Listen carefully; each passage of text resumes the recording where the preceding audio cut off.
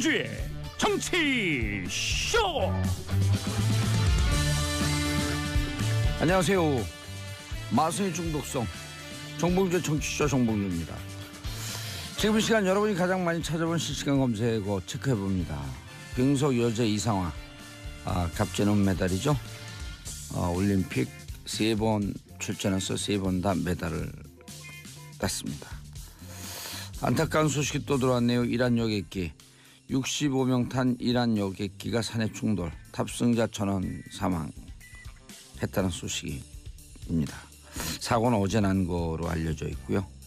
자, 오늘 우수죠. 눈이 녹고 비가 내리고 싹이 틈, 봄이 시작되는 절기가 왔습니다. 첫 곡 펫샵보이 세아비다의 이런 게 인생이지, 이상한 선수에게 딱 어울리는 노래 같습니다.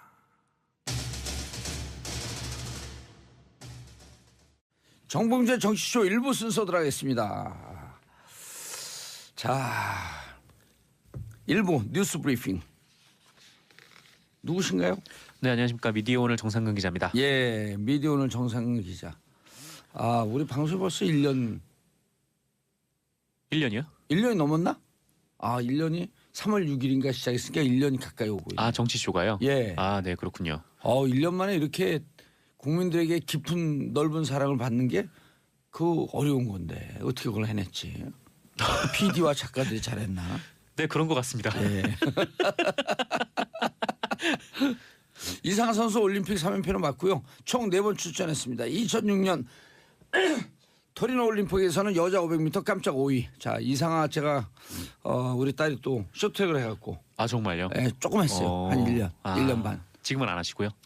지금은 이제 애들이 좀 고등학생이니까 못해요. 왜냐면 늦게 시작해갖고 네. 하도 학교에서 왕따 당하고 학교 안 간다 그래갖고 저 경기도로 옮겨갖고 네. 화성에서 1년 반 하는데 날마다 죽고 싶다 그래갖고 결국 안 시켰어요. 힘들어서요? 너무 운동할 힘들었고. 때? 근데 이제 네. 그 코치들이 다 국가대표 출신들인데 그때 소전자면서 이런 얘기 하더라고요. 이상 같은 선수는 100년에 한 번 나올까 말까 한대요. 예, 그렇죠. 예. 어제 경기도 정말 뭉클하더라고요. 어제 경기도요? 경기요, 서울인데, 경기. 네. 여기. 경기? 네. 어제 경기도. 네, 경기도. 네. 그랬죠. 난 또 경기도 지사 무슨 선거 얘기하는 경기도가 왜 뭉클하겠습니까?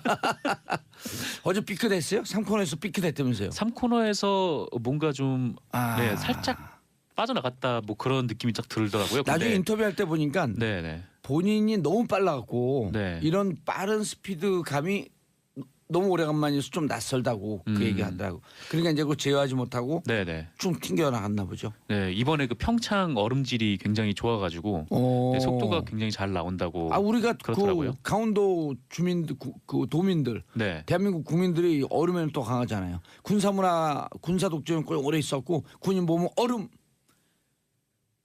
땡 하시죠. 강원도 군인만 있니까 군인들 보면 무셔 얼음. 네, 이것도 땡 하시죠. 네, 첫 번째 뉴스 갈까요? 첫 번째 뉴스요. 네. 이런 뉴스 이제 하지 말았으면 좋겠어. 네, 저도 그러고 싶은데.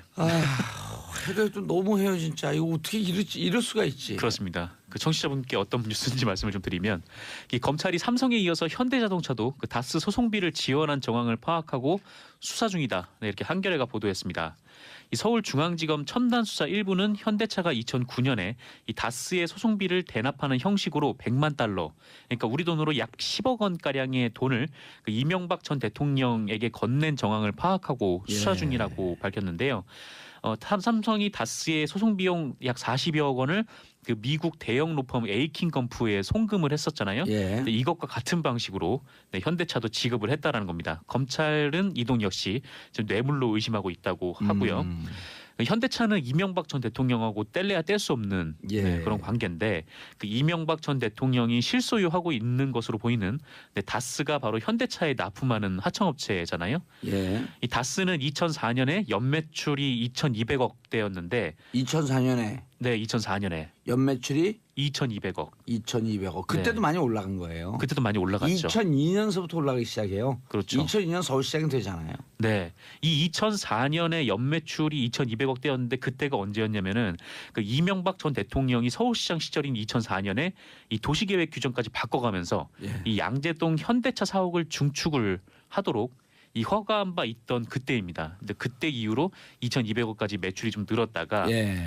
그 이명박 전 대통령이 퇴임한 직후인 2013년에는 1조 원을 넘었죠. 매출이 그랬죠. 엄청난 큰 기업으로 급성장을 한 건데요. 아, 네, 참 그렇습니다. 어떻게 나라를 서울시장을 나라를 대통령을 자기 개인의 부를 축적하고 진짜 그 푼돈 그 이 재벌들 보기에는 푼돈인데 그걸 하려고 네. 재벌들이 얼마나 이 정치인들 행정가를 우습게 봤겠어요. 그렇죠. 이 사실 뭐 이명박 전 대통령도 상당한 부자잖아요. 근데 이게 소송 비용 아, 소송 비용 그 10억 원 이렇게 40억 원. 그냥 물론 어디 서민들한테 굉장히 큰 돈입니다만. 그러면 40억 또 10억 어디 갖고 이시영 아들 둘이 그냥 살아도 부자 아니에요. 그렇죠. 아니 부자지간이니까. 아. 네. 아버지 이명박 아들 이시영 부자지간으로 그냥 좀 어디가 살았으면 좋겠어요. 이렇게 국민들 신경 안 쓰게. 네. 그 부자가 그 부자는 예. 아니는. 네, 아닌. 네. 아니. 그렇군요. 네. 당황해서 말이 꼬이네요. 예. 이것도 있는데 그 아울러 서울 동부지검 다스 수사팀이 그 이명박 전 대통령 일가가 그 기존에 알려진 비자금 120억 외에 이 100억 원대의 비자금을 추가 조성한 사실도 새로 밝혀냈다. 예. 네, 이런 보도도 나왔습니다. 이 다스의 임직원들이 검찰에 소환되면서 이런 사실들을 줄줄이 털어놨다고 하는데요. 예. 다만 이 기존에 알려졌던 비자금 120억 이거를 정호영 전 특검이 격리 직원의 개인 횡령으로 몰고 검찰에 이걸 수사를 입첩하지 않았었잖아요. 예. 근데 이 부분에 대해서는 기소하지 않는 쪽으로 방침을 정한 것 같다. 네, 이런 언론 보도가 나왔습니다. 기소하지 않는다. 네. 왜요? 이유는 뭐가 뭐 딱히 드러난 건 없는데 예. 네, 이 부분을 기소하지 않겠다는 방침이라고 하네요. 이 왜요? 공소시효가 내일 모레라고 해요. 이틀밖에 안 남은 건데 이 이틀 안에 빨리 기소를 해야 아니죠. 100억 추가된 넘어갈 것도 텐데. 2007년 그 무렵인가요? 그 이후 무렵인가요? 그 이후는 공소시효가 5년도 남았는데 네, 그 무렵인 것으로 그 무렵인 것으로. 언론 보도에 그래서 나와 있습니다. 기소하지 않겠다. 네, 그러니까 기소하지 않겠다는 부분은 이 비자금 120억 원을 검찰에 넘기지 않은 부분, 예. 네, 이 부분인 걸로. 네. 예. 그러면은 그 배임 횡령도 기소하지 않겠다는 거예요? 아니면 검찰에 알리지 않은 정호영 특검을 기소하지 않겠다는 거예요? 정호영 특검을 기소하지 않겠다는 겁니다. 아, 이 기소하지 검찰에 않겠다. 알리지 않은 그 혐의를 그 기소하지 내용은 않겠다는 기소하지 거죠. 않겠다. 네네. 이미 자료는 갔는데 꼭 집어서 얘기하지 않았기 때문에 네. 문제는 있다라고 볼 수 있지만 굳이 그걸 범죄 행위로 볼 수는 없다.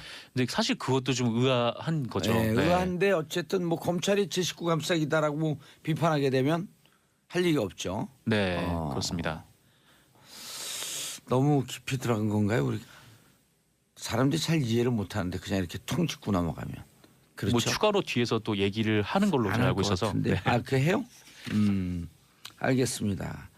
자, 또 두 번째 뭐가 뉴스. 있죠? 네. 예. 이 산업통상자원부가 권성동 자유한국당 의원을 채용 비리 의혹으로 경찰에 수사 의뢰했다고 한겨레가 보도했습니다. 예. 이 강원랜드 채용 비리 의혹에도 연루되어 있는 권성동 의원인데요. 이 권성동 의원실의 전 비서관 김아무개 씨는 지난 2013년에 이 광해관리공단이라고 있더라고요. 예. 이 광산 개발로 인한 환경 피해 문제를 해결하는 공공기관인데요. 예. 이 광해관리공단에 채용이 됐었다고 합니다. 그런데 이 과정에서 관련 규정 위반 및 인적성 점수 조작 등이 있었다는 것이 이 산업통상자원부 측 설명이라고 하는데요. 의혹은 크게 두 가지인데 이 광해관리공단이 2013년에 그 김 전 비서관을 뽑을 때 이 예. 공단 기획조정실장 면접만 보고 특별 채용했다라고 해요. 그게 일단 하나인 거고 예. 두 번째는 2016년에 이 사람이 정규직으로 전환이 됐었거든요. 이 전환 과정에서 그 정규직 전환을 위해서 그 채용 공고를 따로 냈는데 예. 이 모집 공고에 완전히 이 김 전 비서관을 위한 맞춤형 채용 공고, 네. 이를테면 이제 국회 경력을 요구한다거나 아니면 김 전 비서관의 전공 출신만 뽑겠다고 공고를 한다거나 그런 부분들이 좀 있고 그리고 그 인적성 시험 점수도 조작했을 가능성이 있다. 네, 이렇게 두 가지 큰 갈래로 나눠져 있습니다. 근데 그러니까 이렇게 문제가 있는데 어떻게 권성동 법사위원장은 네, 그거를 수사 외압을 받았다라고 그 폭로한 네. 안지현 검사인가요? 폭로한 사람은 안미연 검사입니다. 안미연 검사. 그분을 어떻게 고발하는 이런 뻔뻔함이 있을 수 있을까? 그러니까 정치인들이 이렇게 뻔뻔하게 보니까 정치인들 계속 못 믿고 그러는 거거든요. 근데 좀 의아했던 거는 이 안미연 검사를 고소를 했을 때 예. 허위사실 유포나 아니면 명예훼손 이게 아니라 예. 통신비밀보호법으로 알고 걸었다고 있는 하더라고요. 비밀을 그 얘기했다. 그럼 내부 고발자가 알고 있는 거 비밀 얘기해줘? 모르는 비밀 얘기합니까? 그렇죠. 내부 고발자는 당연히 그럼요. 내부에서 알고 있는 비밀을 얘기하는 앞으로 건데. 이제 이 권성동 법사위원장 논리대로 하게 되면 네. 내부 고발자들은 아무것도 알리면 안 돼요. 다 통신비밀법으로 걸어버려야 돼. 그렇죠. 그러니까 그 그게 무슨 폭로한 말 같지도 않은 소리야. 이 폭로한 내용이 거짓말이다 이걸 건 게 아니라 예. 왜 폭로했냐라고. 그러니까 네가 걸었다라고 알고 볼 있는 수도 있는 정보로 거죠. 내부 고발자가 왜 나와요? 네, 내부에 그렇습니다. 팍팍 섞고 적폐를 어떻게 청산해 그럼? 그렇죠. 그 뭐 내부 고발자가 있어야 예. 되고 또 아니, 내부 우리 고발자는 보호를 받아야 되니까. 정상 기자가 네. 권성동 위원장이라고 하고 내가 질의할 테니까 답변해 보세요. 아니 아니요. 그럼 내부 고발자면 고발자 다 무서워요. 알고 있는 사실을 하는데 그거 고발하면 어떻게 하라는 거예요? 아, 그럼 제가 그걸 모르고 있는 걸 얘기합니까? 네. 아니, 제가 그거를 권성동 법사위원장 당장 이거 그 뭐 사회복 내려놓으세요. 뭐 저라면 내려놓을 것 같습니다. 일단 법사위원장이니까. 이상하게 웃겨요? 네. 네, 저요? 네. 아니, 권성동 법사위원장으로 분해갖고 해보라니까. 저 그 지금 이상하게 마음이 잘 안 될 웃깁니까? 것 같아요. 다 잘 안 돼요? 네, 뻔뻔하지 않아. 네, 굉장히 당황스러운 대화가 오갔네요. 롤 플레이 하는 거예요 우리가 그래도 아침부터. 네, 그렇군요. 월요일 아침인데 기분 좋게. 네, 받아들이지 못해서 죄송합니다만. 다시 한번 해보세요. 권성동 위원장 못하겠다니까요. 연극과 안 나왔어요? 네, 아 그렇구나. 전혀 그쪽이랑은 연관이 없습니다. 무슨 과 나왔어요? 저는 역사 공부했습니다. 역사적으로 생기셨어 역시. 아 그래요? 역사적으로 생긴 거는 어떻게 생긴 거죠? 뉴스를 역사심이. 아, 다음 네. 뉴스. 라디오에 좋은, 사역을 좋은 하겠습니다. 소식이네요.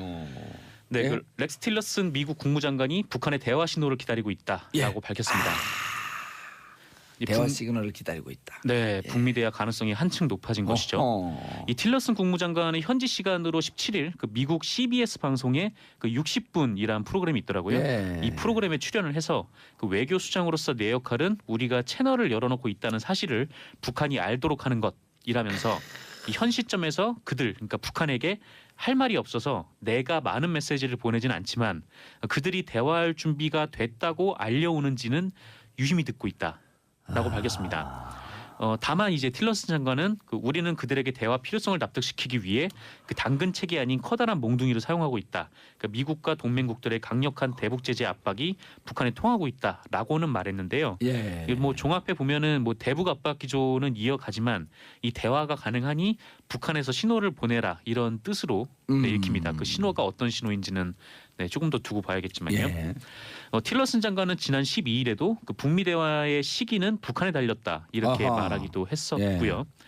그 한편 문재인 대통령은 17일 그 평창 메인 프레스 센터를 찾아서 그 내외신 기자들에게 이 정상회담에 대한 많은 기대를 하지만 마음이 급한 것 같다. 네, 이렇게 말하면서요. 지금 이뤄지고 있는 남북 대화가 미국과 북한의 비핵화 대화가 함께 이뤄지길 기다리고 있다. 아하. 네.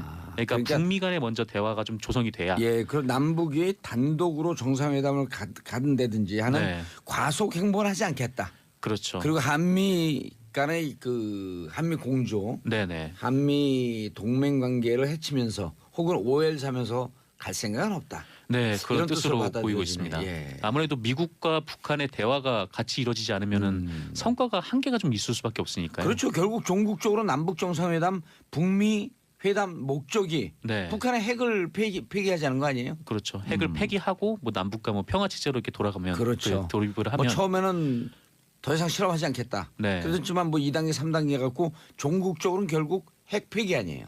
그렇죠. 이제 핵 폐기로 이제 나아가는 길이 그렇죠. 그게 방법인데 네, 어쨌건 그 문재인 대통령은 좀 이렇게 북미 간 대화와 함께 남북 대화가 이렇게 같이 병행돼야 된다. 예. 좀 그런 의미인 것 같습니다. 알겠습니다. 메르스 정부 부실 대응 책임 인정 법원 판결 나왔다. 정부 부실 대응 책임 있다. 네, 그렇습니다. 오호. 메르스 사태 당시에 부실한 초기 대응 등 이 정부의 예. 책임을 인정하는 법원 판결이 나왔는데요. 이 지난 2015년에 메르스 사태가 있었는데 이때 총 186분이 감염이 돼서 38분이 숨졌었어요. 예. 당시 정부의 대응이 좀 황당했는데 뭐 낙타랑 접촉하지 말라라든가 아니면 뭐 유언비어를 차단하겠다면서 또 모든 정보를 다 차단을 해버린다던가 또 이제 또 살려야 한다라는 그런 네, 종이를 붙이고 또 이제 박근혜 전 대통령이 병원에 갔을 때 좀 있었던 그런 총국도 좀 있었죠. 무슨 나라를 그렇게 운영을 해요. 진짜 무슨 초등학교 그 뭐죠? 학교에 하는 것도 아니고. 네, 게다가 이제 뭐 감염 사태라는 이런 살려야 한다. 국가적 진짜 그거 기억나네요. 그렇죠. 거기다가 무슨 의지를 보이는 것처럼. 그것도 궁서체로 적어가지고 궁서체인지 어떻게 알았어요 또. 아니 궁서체는 이게 티가 나잖아요. 네. 반드시 살려야 한다. 네, 살려야 왜 한다라고 착하게 살자 써있었죠. 그러지? 이마띠 들고 착하게 살자. 반드시 살려야 한다. 네, 그걸 때문에 이제 패러디가 본물처럼 나왔었죠. 이 그랬어요? 어쨌건 이후에 이 메르스 30번 환자가 국가를 상대로 소송을 내서 예. 네, 서울중앙지법이 국가가 이모 씨에게 1,000만 원을 배상하라 이런 원고 승소 판결을 내렸습니다. 알겠습니다. 정상 기자님 수고하셨습니다. 네, 감사합니다. 네, 오늘 커피 마시죠? 네, 제가 맛있네요. 쏜 겁니다. 네, 잘 먹겠습니다. 자, 저는 2부 최박장으로 돌아옵니다. 채널 고정하소서.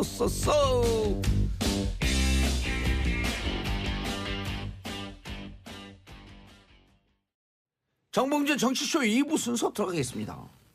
월요일 행복해요. 네. 예, 낚였어요. 아이고. 자, 뉴스 골라주는 여자, 뉴스 골라주는 남자 세 분이 나오셨습니다. 최막장이 아니고 최박장 최근 평론가님. 네, 안녕하세요. 뭐가 행복해갖고 아들 잘한 것처럼 고개를 끄덕. 이제 뭐 설 명절 다 지났고요. 예, 열심히 일할 일만. D-13이고요. 그렇죠. 예. D-13이네요.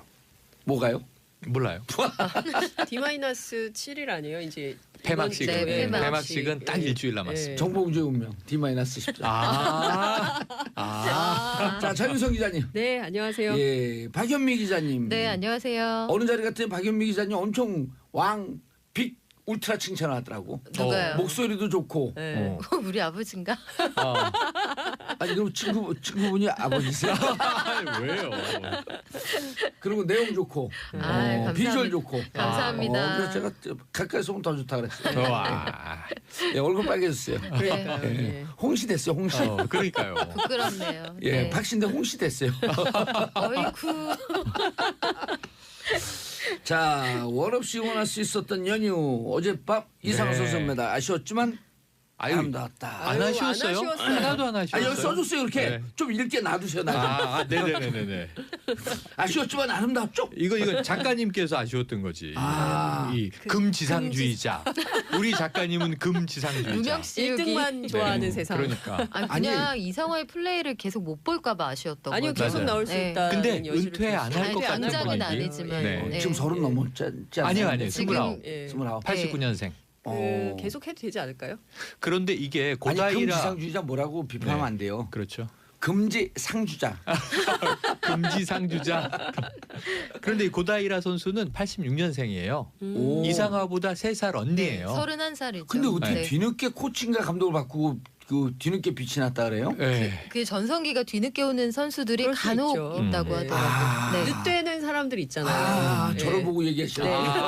네. 정봉주 늦되는 사람들. 아니 근데 늦대는 게 네. 우리 아들도 그렇게 늦대요.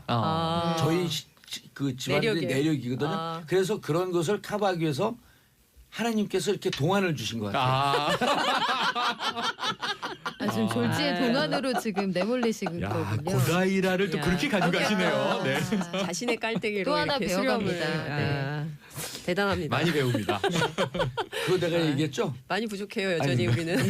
금강산 골프 그 얘기했죠. 한 홀에 가면요. 깔때기 홀이 깔때기 홀. 그린에 올려놓기 하면 쪼르르 빨려들어가고. 근처에만 놔도. 근데 그 회장님 말씀 재밌어요. 여기까지 와서 예? 네. 올해는 이걸 한번 해야지. 아.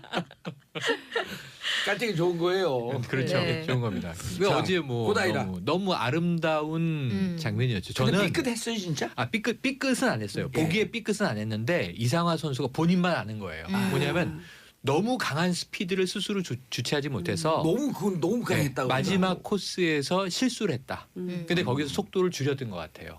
사실은 달렸으면 네. 고다이라 튕겨서 선수하고 사실은 0.4, 0.4초. 네. 예, 그러니까 뭐 간발의 차이인데 아마 스타트는 워낙 좋았고 네, 100m 고다이라 까지는 선수보다 빨랐어요. 빨랐기 네. 때문에 그 속도를 컨트롤만 잘해서 피니시 라인까지 밀고 들어왔으면 어쩌면 이제 고다이라를 앞섰을 가능성도 있는데 그걸 본인이 가장 아쉬워하는 거죠. 그래서 얘기를 했는데 눈물 펑펑 쏟고 네. 이 허탈감 또 해방감 여러 가지가 만감이 교차했을 것 같은데요. 전 더 좋았던 게 뭐냐면 고다이라 선수랑 우정이 끈끈해요. 네. 그러니까 어찌 보면 우리나라 태극기와 네. 그 옆에 일장기를 들고 1, 2위 선수가 나란히 트랙을 이렇게 가면서 네. 손을 흔드는데 네. 우는 이상하 선수를 고다이라가 또 언니인데 네. 끌어안아주고 그리고 나중에 인터뷰에서 밝힌 걸 보니까 야, 평창에서는 상화야 네가 1등해 내가 2등 할게 고다이라가 이랬고 이상하 선수는 아니야 언니가 1등해 아니 내가 1등 그래놓고 할게 이러기예요. 그랬는데 자기 얘기처럼 돼버렸다 그러면서 이제 아니, 이러냐. 허허 웃더군요. 네 좋습니다. 네. 스포츠맨십이 네. 다 보여줬고요. 한일 다 관계가 최선 그렇게만 다했고요. 된다면 참 좋겠네요. 우리 학부모님들은 초등학교 또 학부모님들은 두 가지 이유로 나뉜대잖아요. 네. 빙상시킬까? 음. 또 한 이유는 음. 아 둘이 대화하는 거 보니까 영어 교육 좀 더 시켜야 된다. 교육이네 교육. 아, 네. 한국 진짜. 예, 부모님들. 예. 그런데 그 쇼트트랙 관전하던 김정숙 여사의 5단 네. 표정 그게 뭐예요? 네네. 그러니까 이게 지금 뭐 언론에 김정숙 여사 하면은 다양한 사진들이 나와 있는데요. 네. 이게 임종석 비서실장이 나 괜찮을까? 이거 올려도 괜찮을까 하면서 사진을 SNS에 공개하고 압권이라는 표현을 달았는데 사실은 이 제일 주목할 사진이 요거예요. 김정숙 여사가 네. 문재인 대통령 어깨에 매달려 있습니다. 그러니까요. 깜짝 그러니까 놀랐어요. 이거 사실. 보면은 네. 중장년 부부들 부부싸움 납니다. 야. 설 명절에 부부싸움이 아니 난다니까요. 사실 가족끼리 이러는 거 네. 아니잖아요. 그렇죠, 그렇죠. 근데 이 김정수 여사가 일단은 표정 리액션이 워낙 네. 좋으시니까 네. 아쉬울 때는 크게 한숨 쉬고 네. 한탄하고 신날 때는 만세하고 일어섰는데 저는 이거보다 제일 마지막에 두 분이 벌떡 만세. 일어나서 저 장면이 뒤에 도종환 장관인가요? 아, 맞아요. 1500m 예. 금메달 딸 때인가 보죠? 또 한 번은 이제 네. 파도 타기 하는데 네. 문 대통령이 타이밍을 좀 잘못 잡아서 혼자만 만세하는 거를 김정숙 여사가 이제 네. 리듬을 맞춰주는 네. 이분은 음악한 분이기 때문에 그것도 리듬을 문재인 맞추잖아요. 우리 또 대통령님이 나이가 살짝 있는 아재시잖아요. 그러니까 네. 좀 늦게 맞추는 것도 괜찮아요. 네, 네. 너무 딱딱 맞추면 재미없어요. 아, 근데 아니 근데 어쨌든 두 분이 이 워낙 금술 장면. 금술이 네. 좋으시니까요. 그런데 네. 이 그 사진을 보면서 우리 패널분들이 느껴야 될 게 현장에서 한 번도 못 봤죠. 현장에서 못 봤어요. 쇼트트랙 현장에서 남자 타는 거 보면요. 가까이 있으면요. 너무 무서워갖고 뒤를 이렇게 움찔움찔 이렇게 저기서 아, 김정수 속도감. 여사께서 문재인 대통령 어깨를 딱 잡은 게 이 속도감이 공포스러울 정도로 빨라요. 스릴, 예. 스릴. 그렇죠. 그렇죠. 진짜 거기서 넘어지면 이 다칠까 봐. 칼날에 부상 많이 당해요. 그 일날 거리, 것 같아요. 그렇죠. 그러니까요. 그 거리를 그 속도에 주파를 하려면 그러니까 네. TV에서 보면 이제 그게 쫓아가는 게 빠른 것 같지 않은데 네. 가까이서 그 게임을 보면요. 몸이 자꾸 뒤로 움찔움찔 피하게 된다니까요. 네. 아마 김아랑 선수죠. 지난해 네. 동계체전에서 네. 이 상대 선수 칼날에 얼굴을 베었어요. 맞아요. 아직도 흉이 있더라고요. 네, 그래서 얼굴에. 네. 부상당한 지 1년 한 달 만에 이번에 나와서 네. 스스로 잘 견뎠다. 네. 내가 나를 칭찬해. 그렇죠. 이런 아주 말한 게 예, 이해되는 게 예뻤어요. 트라우마도 미소천사. 극복하고. 네. 예. 근데 헬멧 뒤에 딱 세월호 노란 리본. 리본이 있었죠. 목걸이에도. 예. 많이 칭찬해 주고 이게 싶습니다. 복싱할 때도 자기보다 약한 선수인데 예를 들었고 오른손을 맞고 쓰러지잖아요. 그럼 그 선수하고 재시합할 때 오른손만 움찔해도 움찔움찔 그렇죠, 그럼요. 그런 그렇죠. 트라우마가 있거든요. 그렇죠. 근데 네. 칼날에 베이면 다시 트랙을 못 가요. 아 근데 너무 잘했어요. 너무 잘했어요. 대단한 거죠. 네. 네. 근데 저는 그 최민정 선수 막 가고 나서 두 나라 어디죠? 2, 3위가 동시에 네네. 중국하고 어디 선수였지?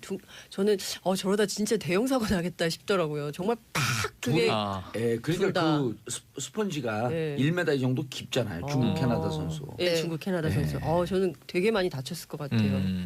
근데 그 상처는 한성 선수는 다리가 다쳤더라고. 다리가. 그러니까요. 이제 스포츠가 스포츠는 무서워요. 위험하죠. 안전이 네. 제일 중요합니다. 네. 그래서 이런 그 이제 앞으로 지도자 뽑고 그럴 때 스포츠 잘하는 사람들 뽑고 그래야 돼요. 그래야지 그런 용기로 막 그냥 밀어붙이지. 박경민 기자님? 네. 왜요? 알겠습니다. 예. 그럼 몸도 튼튼 마음도 튼튼한. 네. 왜 얼굴 빨개지셨어요? 해맑아. 네, 해맑게. 근데 목소리 원래 그렇게 좋으세요? 제가요? 예. 저 상업적으로 뽑고 있어요. 지금 출연료 입금되는 시간 동안. 집에 가면 이런 목소리 아닙니다. 집에 가면 네. 목소리가 달라져. 무슨 말인지 네. 그 원래 목소리는 어떤 거예요? 원래 다르죠. 아들 키우는 엄마 목소리입니다. 아들 키우는 목소리. 그러니까요. 엄마들이 네. 딸 키울 때는 우아하다가 아들 키우면 바로 그냥 네. 욕이 나간다고. 헐크 엄마. 이번 올림픽의 스틸러. 네. 자, 이 개막식 선수들이 이제 입장할 때 예. 공식 입장이죠. 예. 우리나라가 제일 마지막에 이제 공동 입장을 했습니다. 근데 이게 입장 그 나라 순서 아시죠? 그 ABC로 안 들어왔잖아요. 네. ABC로 안 들어와서 나라 순서가 뒤죽박죽이라 입장 순서가 뭐지? 한글 순서로 들어왔어요. 네. 네. 그걸 다 모르시더라고요. 그 네. 캐나다의 네. 캐나다의 캐나다는 기억이죠. 네. 처음에 들어오는 게 그러니까 가나죠. 가나다 순으로 네. 하면. 네. 그렇게 해서 이제 가나다 순으로 기억, 니은, 디귿 이렇게 들어왔는데 예. 이 씬스틸러는 누구냐면 바로 자원봉사자들이었습니다. 네. 1시간 넘게 쭉. 아, 정말 뭐 귀여웠어요. 대한체육회장에게는 상당히 언짢은 이야기를 들어야 했고 네. 또 문재인 대통령 가서 네. 정말 이 저 질 나쁜 식사를 한다는 것에 네. 마음이 많이 같이 아팠다. 이런 또 위로도 식사하셨더라고요. 받고 네. 식사 질이 안 좋았대요. 네. 아니요. 처음에 처음에 그렇게 그때 보도가 뭐냐면 됐었죠. 청와대에서 무슨 장차관 워크숍 하면서 했던 6만 무슨 원짜리 도시락 먹었다고 할 6만 때. 얼마짜리 도시락하고 그 평창 비교를 자원봉사자 했죠. 비교해서 올라왔었죠. 비교해서 사진이 막 돌아다니고 했었는데요. 근데 그때 이제 그것 때문에 대통령께서 마음이 좀 아프셨다 이런 그렇죠. 말씀하셨죠. 또 뭐- 근데 이제 우리 국민들이 정말 이게 민주적 의식 수준이 높아졌고 네. 특혜, 특권, 뭐- 반칙 네, 참을 수 없는 싫어해요. 거예요. 싫어해요. 그 2016년부터 2017년까지 진행됐던 촛불 때 예. 현장에서 사람들 만나보면 제일 많이 했던 게 불공정, 불의, 불평등 세 가지는 반드시 해결해야 될 적폐라고 네. 얘기를 많이 했었어요. 그러니까 지금까지 이어지는 이슈인 거죠. 예. 우리는 2008년서부터 지금 2017년까지 네. 살면서 10년 동안 제일 자랑스러웠던 건 어떤 주제의 촛불에도 한 번도 빠진 적이 없어요. 저런 모든 촛불에 예를 들어 그 촛불이 그 같은 노동자 촛불이 한 5회라고 하면 5회는 다 가지 못했어도 한두 번 꼭 가고 네. 어쨌든 숟가락은 계속 꽂았어요. 근데 그러시면 안 돼요. 왜요? 계속 가야 기억해 돼요? 보시면은 예전에 이 박근혜 야당 대표 시절에 네. 이 사학법 개정 반대 네. 촛불 시위가 있었어요. 예. 거기도 나가셨어요? 거기도 가신 거예요? 아니 거기는 진짜 농담 아니고 황우여 그때 네. 당시 교문위원장. 교문위원장에게 네. 대구에서 당신들 집회할 때 내가 가서 설명하겠다. 그러니까 황우여 위원장이 뭐라는 줄 알아요? 그러면 그거 계란 맞고 돌 맞고 그래. 그래서 괜찮아요. 그러니까 당신이 정치적으로 큰다 말이야. 그러면 그렇죠. 그거 가고 싶었어요. 예. 그래서 어쨌든 이제 씬스틸러가 개막식 때 이 1시간 넘게 춤을 추었던 자원봉사자들이었다. 예. 그래서 이제 문재인 대통령이 아 우리 방문을 해서 모르는 분들 알지. 신 스틸러는 무슨 뜻이에요? 씬스틸러는 예. 이 드라마에서 예. 주연이 아님에도 불구하고 음흠. 영화나 드라마에서 시청자나 관객의 눈을 한 방에 사로잡는 예, 그 씬을 네, 씬을 훔쳐오라. 끌어당긴다, 아. 훔친다. 예. 씬 도둑 이렇게 해야 되겠네요. 네. 씬 도둑, 장면 그래서, 도둑. 예, 장면 도둑. 장면 장면 도둑 도둑. 좋네요. 그래서 이번에 이제 문재인 대통령, 김정수 여사 자원봉사자 위로 자리에서 또 선물을 후한 선물을 풀었습니다. 예. 기쁘다 선물 오셨네. 머플러인가요? 머플러. 예. 빨간색의 예. 흰 줄이 있는 예쁜 머플러. 예, 그러니까요. 자, 그 올림픽 와중에 또 대통령께서 남북 네. 정상회담을 우물과 숭늉에 비유했다. 네, 이게 뭐냐면 그 남북 정상회담 얘기인데요. 예. 아 이게 문재인 대통령이 운전석에 앉았는데 음흠. 남북 관계와 북미 관계를 이제 개선하기 위한 조종자 역할을 하는데 여기서 너무 일각에서는 정상회담에 정말 목매서 좀 속도전으로 가다 보면은 이렇게 비핵화 문제라든가 꼬이는 것 아니냐 주로 야당이나 언론의 이제 이 견제 비판이 있었습니다. 근데 이 말씀이 완급 조절에 굉장히 중요한 얘기예요. 지금 남북 정상회담 얘기하는 것은 우물가에서 숭늉 찾는 격이다. 그 다음 얘기가 또 있어요. 비핵화 논의가 북미 간에. 그 북미 간에 또 북미 간에도 남북 간에도 테이블에 올라올 수 있어야 한다. 북한이 이제 비핵화에 대한 논의를 준비해야 한다. 이런 촉구를 합니다. 예. 그러니까 이제 순서를 명확하게 하는 거죠. 그러니까 무조건적인 조건 없는이 아니라 김여정 특사 왔을 때도 얘기했잖아요. 전제를 만들어서 여건을 같이 만들어. 여건을 만들어서 같이 성사시켜 나가자. 예. 이 여건이 뭐냐? 북미 대화 선결해야 된다. 그 북미 대화의 조건은 뭐냐? 비핵화 비핵화를? 아젠다를 테이블에 올릴 수 있어야 된다. 근데 미국은 지금 이제 전제 조건 없이 탐색전 접촉이라도 오케이 여기까지 간 상황이라 틸러슨이 그 얘기했죠. 네 분위기는 아주 뭐 무르익고 있습니다. 예. 큰 틀에서 보자면 어찌됐든 이거는 이제 국내 보수적인 유권자들을 예. 대상으로 한 말씀일 가능성이 그렇죠. 되게 높아요. 그러니까 국내 정치의 메신저가 메시지가 거기에 가 있다고 보고 투 트랙으로 동시에 움직이는 것 같아요. 그러니까 국내적으로는 이렇게 여론을 다독이면서 가고, 그러니까 보수 정치 혹은 보수 언론이 준동하지 못하게 좀 막으면서 밖으로는 이제 굉장히 발빠르게 미국과의 추진을 하고. 관계를 추진하고 있으면서 동시다발로, 동시 패션으로 풀려고 하는 의지나 움직임이 굉장히 강하다. 근데 이제 어쨌든 제일 중요한 건 이제 미국의 태도이기 때문에요. 미국에 어떻게 변화하는지 미국을 설득해내는 노력. 그렇죠. 결국 이것도 우리 정부의 몫이 아닌가 싶습니다. 근데 문재인 대통령께서 이렇게 그 프로세스 순서를 질서 있게 잡아가려고 하는 게 네. 미국 한미 동맹을 더욱 굳건히 하고 그렇습니다. 미국에 아주 강한 신뢰의 네, 맞아요. 메시지를 주는 것 같아요. 네. 그렇죠. 그러니까 아 여기는 믿어도 된다 이제. 예, 그렇죠. 그러니까 뭐냐면 북한도 한국에 의존을 하고요. 예. 그러니까 한국을 통해서 미국 입장을 좀 들으려고 온 거고요. 김여정 특사가. 그리고 또 미국도 한국을 통해서 북한의 입장이 뭔지를 들으려고 하는 거예요. 그러니까 제가 이제 계속 통역사 얘기를 하고 이제 운전자론의 핵심이 그건데 사실 작년까지만 하더라도 계속 코리아 패싱 얘기가 있었잖아요. 그러니까 네. 이제 그게 아니죠. 한국을 중심으로 한반도의 운명을 주도적으로 끌고 나가고 있고 미국도 그리고 또 북한도 그리고 주변 뭐 러시아, 중국, 일본까지도 다 와서 들어야 되죠. 그래서 그렇죠. 이 정세가 어떻게 변화하는지 자기네가 어떻게 대응을 해야 되는지 들으려고 하는 그런 모습이 보입니다. 지난해 코리아 패싱을 얘기했던 분들은 코리아 패싱을 염려한 게 아니라 코리아 패싱 되면서 문재인 정부를 좀 공격하고 싶었던 그게 본심 아니었을까요? 네, 정말 오랜만에 호기는 맞는 것 같아요. 우리가 통미봉남이었잖아요. 예. 항상. 그런데 여기에서 한국이 주도해서 이 관계를 풀어나가는 예.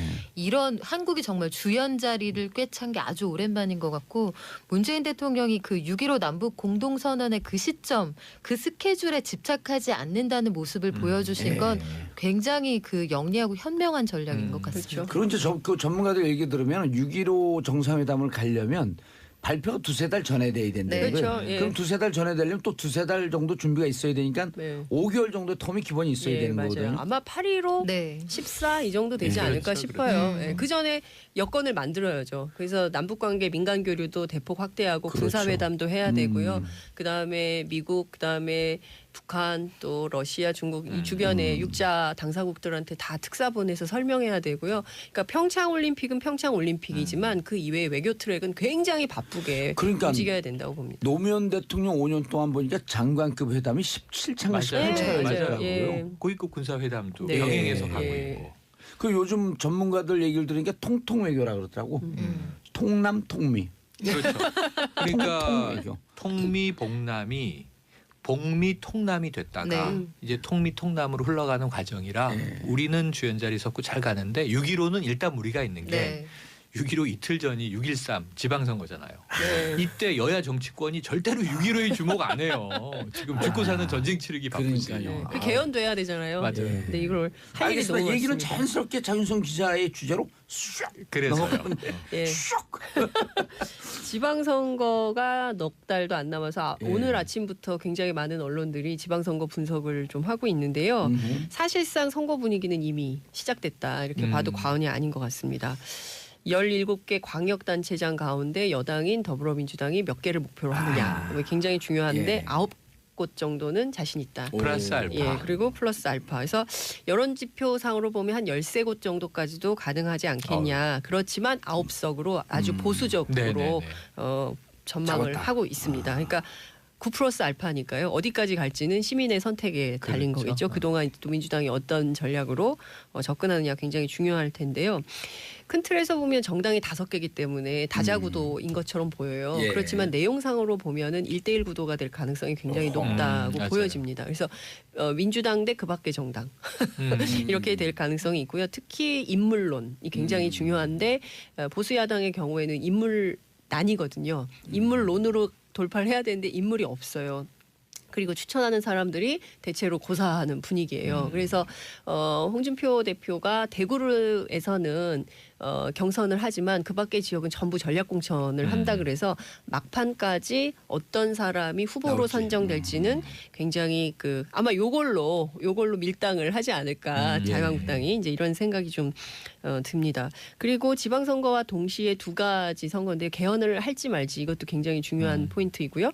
또 하나는 재보선이 곳이나 치러져요. 맞아요. 여기에서도 미니 총선. 미니 총선 얘기가 나오고 있어서 여기서도 여당인 더불어민주당이 얼마나 선전할지. 예. 그리고 지금 지방선거 투표하겠다가 90%가 넘습니다. 이런 적이 없어요. 대한민국에서 이런 적이 없고 그리고 사실 그 촛불혁명부터 지난 5월 대선 장미 대선까지는 한 세트로 봐야 되거든요. 그렇기 때문에 촛불혁명 이후에 치러지는 처음 1년 선거라고 만에 봐야 선거죠. 됩니다. 예, 선거기 때문에 이 선거에서 과연 적폐청산 그리고 촛불에서 요구했던 수많은 개혁 의제들 이것을 가지고 우리 국민들이 어떤 방향으로 민심을 보여줄지 투표를 할지 이건 좀 봐야 될 것 같은데요. 큰 틀에서는 제가 보기에는 큰 틀에서는 아마 지금 이 기조 이 정당의 지지도라든가 또 문재인 정부에 대한 지지도가 그대로 투표로 반영되지 않을까라는 생각이 드는데요. 어제 SBS가 여론조사를 했는데 개헌 찬성한다가 59.7%, 한 60% 국민 10 가운데 6명은 개헌해야지 뭐 이런 생각을 하시고 계시고요.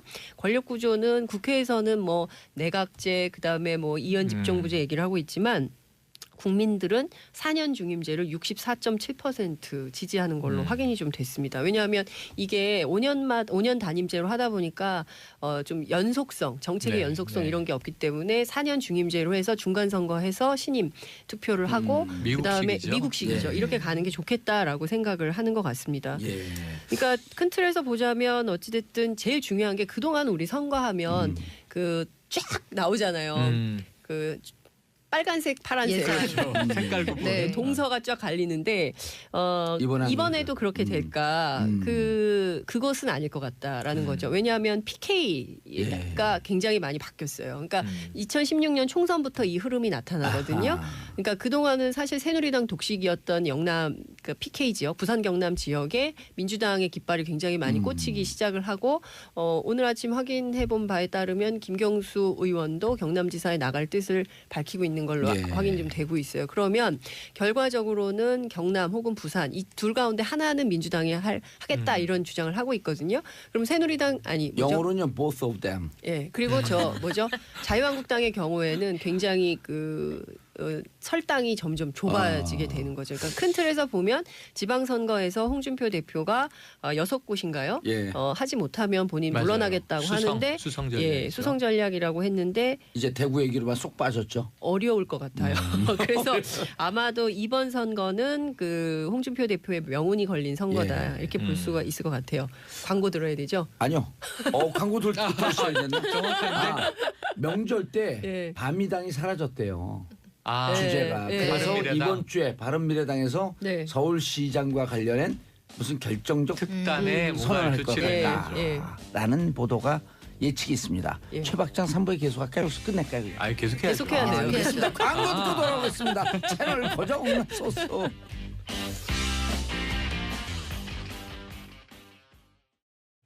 정봉재 정치쇼 3부 순서 들어가겠습니다. 자, 지방선거는 이제 시작하는 거니까 요쯤 해두고요. 네. 예. 그리고 이번 지방선거 관전 포인트를 DH라고 하던데. DH요? 예. DH. 다크호스. 다크홀스. 아, 검은 말이군요. 예. 다크홀스. 검은 말. 흑마. 흑마.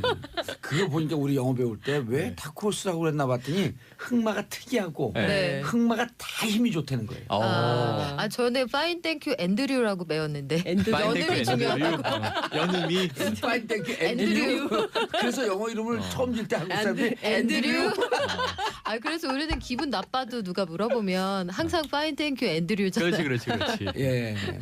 알겠습니다. 김윤주님 이번 철강 수출에 대해서도 해주세요. 트럼프 계속 네. 우리나라만 때리던데 유유유 지금- 설 연휴 발칵 뒤집힌 이거 철강업계. 참. 네, 지금 말씀드릴 건데요. 그 미국 상무부가 백악관에 보고한 내용입니다. 철강과 알루미늄 제품 수입 규제 방안 세 가지를 내놓고 대통령한테 고르라고 했어요. 일단 아니 모든 철강 수출국에 24%의 관세를 일률적으로 물리거나 아니면 한국이나 중국처럼 특별히 많이 파는 나라 12곳에 53%의 관세를 물리거나 아니면 아예 국가별 수출액을 전년 대비 63%로 제한하는 세 가지 방안을 내놨는데 어느 쪽이 돼도 우리는 뭐 그 타격이 걸리지만. 불가피한 상황이에요. 그리고 우리 철강 제품은 이미 강도 높은 규제를 받고 있는 그렇죠. 상황인데 네. 10개를 팔면 8개는 이미 고관세를 물고 있고요. 포스코가 수출하고 있는 제품들은 대부분 지금 관세율이 60% 이상이에요. 열연 강판, 냉연 강판 모두요. 그리고 지금 여기 특히 걱정이 되는 게 뭐냐면 유정용 강관이라는 게 있는데 이건 내수 시장이 전혀 없어요. 거의 100% 전량 미국 수출에 의존을 하는데 어디에 쓰는 거냐면 셰일가스나 아니면 원유 같은 것들을 수송하는 그런 강관이에요. 만약에 여기에 고관세를 매긴다 그러면 우리 포스코가 정말 어려워지는 그런 상황이 옵니다. 그래서 유정용 강관. 네, 예. 유정용 정말 기름 유자 써서 유정용 강관인데요. 그래서 설 연휴임에도 불구하고 그 주요 철강 회사 대표들이 한 자리에 모였고요.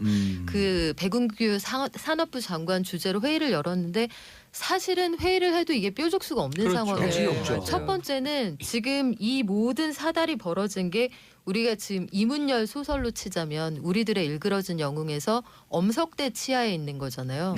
엄석대가 갑자기 빨간색을 초록색으로 하자 했는데 초록색이 아니라고 못하는 상황이 돼 있는 거예요. 요즘에 그 소설 많이 안 읽으시죠? 모르시나요? 네. 예. 그런 데다가 지금 근데 읽어야 돼요, 애들. 12가지 가져야죠. 그 12개국을 선정을 했잖아요. 근데 여기에서 왜 한국이 들어갔느냐도 사실 의문인 게 기준이 명확지 않아요. 그 미국에 우리가 철강을 많이 파는 건 사실인데 제일 많이 파는 캐나다가 빠졌고 맞아요. 우리가 네. 그 네 번째로 많이 팔긴 하는데 우리 아래로 바로 멕시코, 뭐 일본 일본, 다 대만, 빠졌죠. 독일 다 빠져나갔거든요. 그러면 왜 우리만 넣었느냐? 근데 이 근거를 명확하게 밝혀주지 않기 때문에 문제를 정확하게 내지 않았기 때문에 답을 정확히 낼 수가 없는 상황이에요. 또 나아가서는 지금 미 상무부가 이 철강의 문제를 안보하고 연결을 시키고 있어서 이 문제가 더 꼬여 있는데 뭐 논리는 이렇습니다. 파고들면 좀 조악한 얘기이긴 한데 철강이나 알루미늄 같은 것들을 자국 생산 비율이 너무 떨어져 버리면 우리가 이거 주요 인프라나 아니면 군수 산업에 급하게 필요할 때 수급이 제대로 되지 않으면 안보에 문제가 생길 수 있다. 자원 안보라고 이런 하죠. 논리를 펴고 있거든요. 근데 실제로 그 동부에 가면 베들레헴 스틸이라고 한때 세계 4위의 철강 회사였던 그 베들레헴 스틸의 폐공장이 있어요. 예. 제가 여기를 가봤는데 여기 가면 한국의 포스코 때문에 망했다 이런 설명문이 있거든요. 써 있어요. 그러니까 써붙어 있어. 여기에서 우리 탓을 하는 거예요. 근데 음. 사실은 그 베들레헴 스틸이 망한 건 베들레헴 스틸에서 판매했던 그 주력 상품 H빔 가격이 220% 오르는 동안 임금이 900% 상승했기 때문이거든요. 그러니까 내부 혁신을 하지 않고 세계 시장의 조류를 보지 않은 채로 이제 철강이 어려울 때마다 그 수입 규제 좀 해주세요 이렇게 연명을 하다가 회사가 경쟁력을 확보하지 못한 채로 이 역사의 뒤안으로 사라진 건데